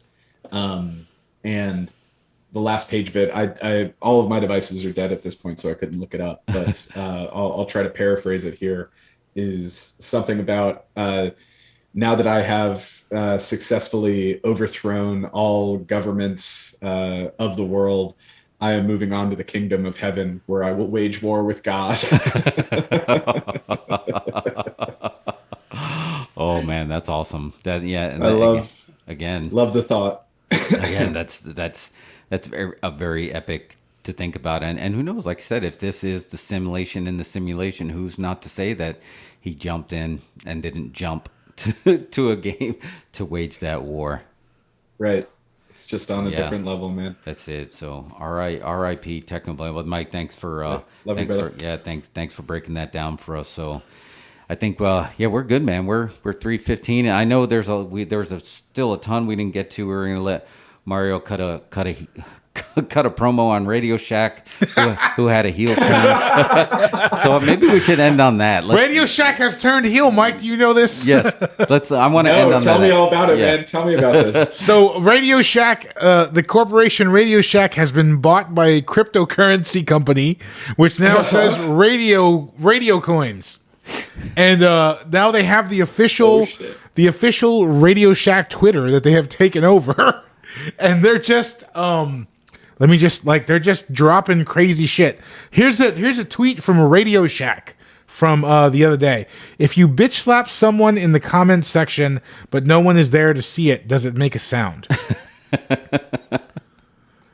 Wow. Woke up feeling rough, but I put a stripper's kid through college last night. We all good. What? This is Radio Shack. So yeah, now Radio Shack is a cryptocurrency company with a crazy Twitter. They have 320 tweets in the last hour alone. Yeah. What are they doing?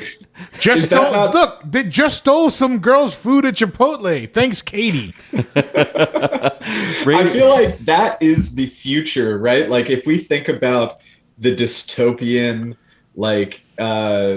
post-apocalyptic world, in all cases, we are now at a point where I believe the bot farms will outlive us all. And so eventually every single Twitter account will just be taken over by a bot that is like an AI that is mimicking the exact approach that Radio Shack is taking right now. And they're just going to be shouting this fucking gibberish at each other 300 times an hour forever.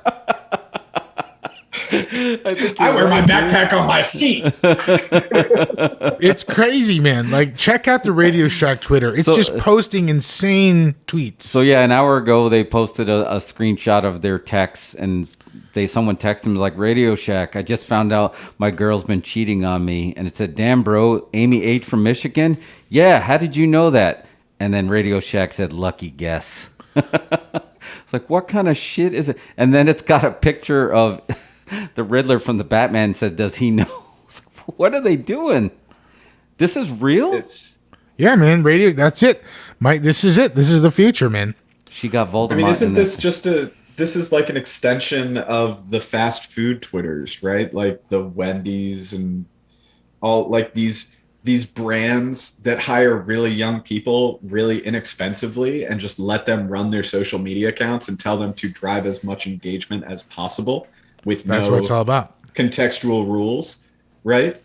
Wow. This is just like the next step in that, man. Now it's just a bunch of crypto bros on a failing economy trying to Radio Shack some shit.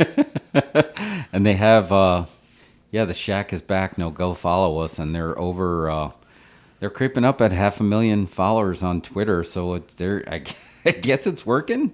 It's just like, if you could buy the Radio Shack brand, what would you make it? Oh.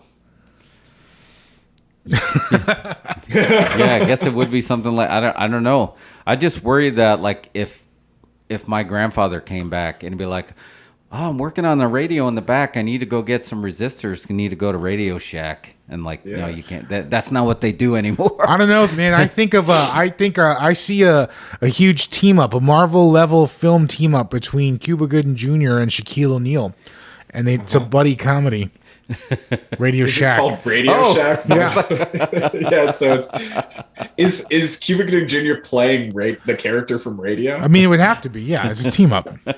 So basically, Radio and Shack are like, they open an electronic store. Yes, equals. Yeah, and they open an electronic store and sell transistor radios in the 80s to great success. It's for families. If Shack, if Cuba, yeah. I would probably try to make I would make it a bar, like a casual dining chain where you can charge your phone. Yeah. Like I'd cover the walls and a bunch of like antique fucking equipment, right? And like it'd be like an Applebee's, but it'd just be a bunch of like electronic garbage on the walls. And you charge your phone there. That's it. My phone's dead. I need to go to Radio Shack. Good thing they got martinis. Radio Shack.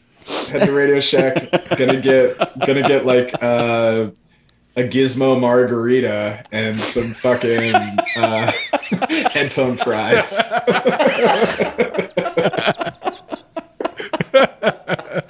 Now I feel like we need to go through and find some other brands that are on the ropes like this and just buy them for a penny just to do this. Like, what are you going to do with it? They're like, don't worry about it. Just give $10. The brand is ours, right? The Shack is back. I love you guys. I wish now you would have taken this over. Cool. Well, don't worry. It sounds like Radio Shack brand is going to be available for purchase again soon. Yeah, very soon. Right?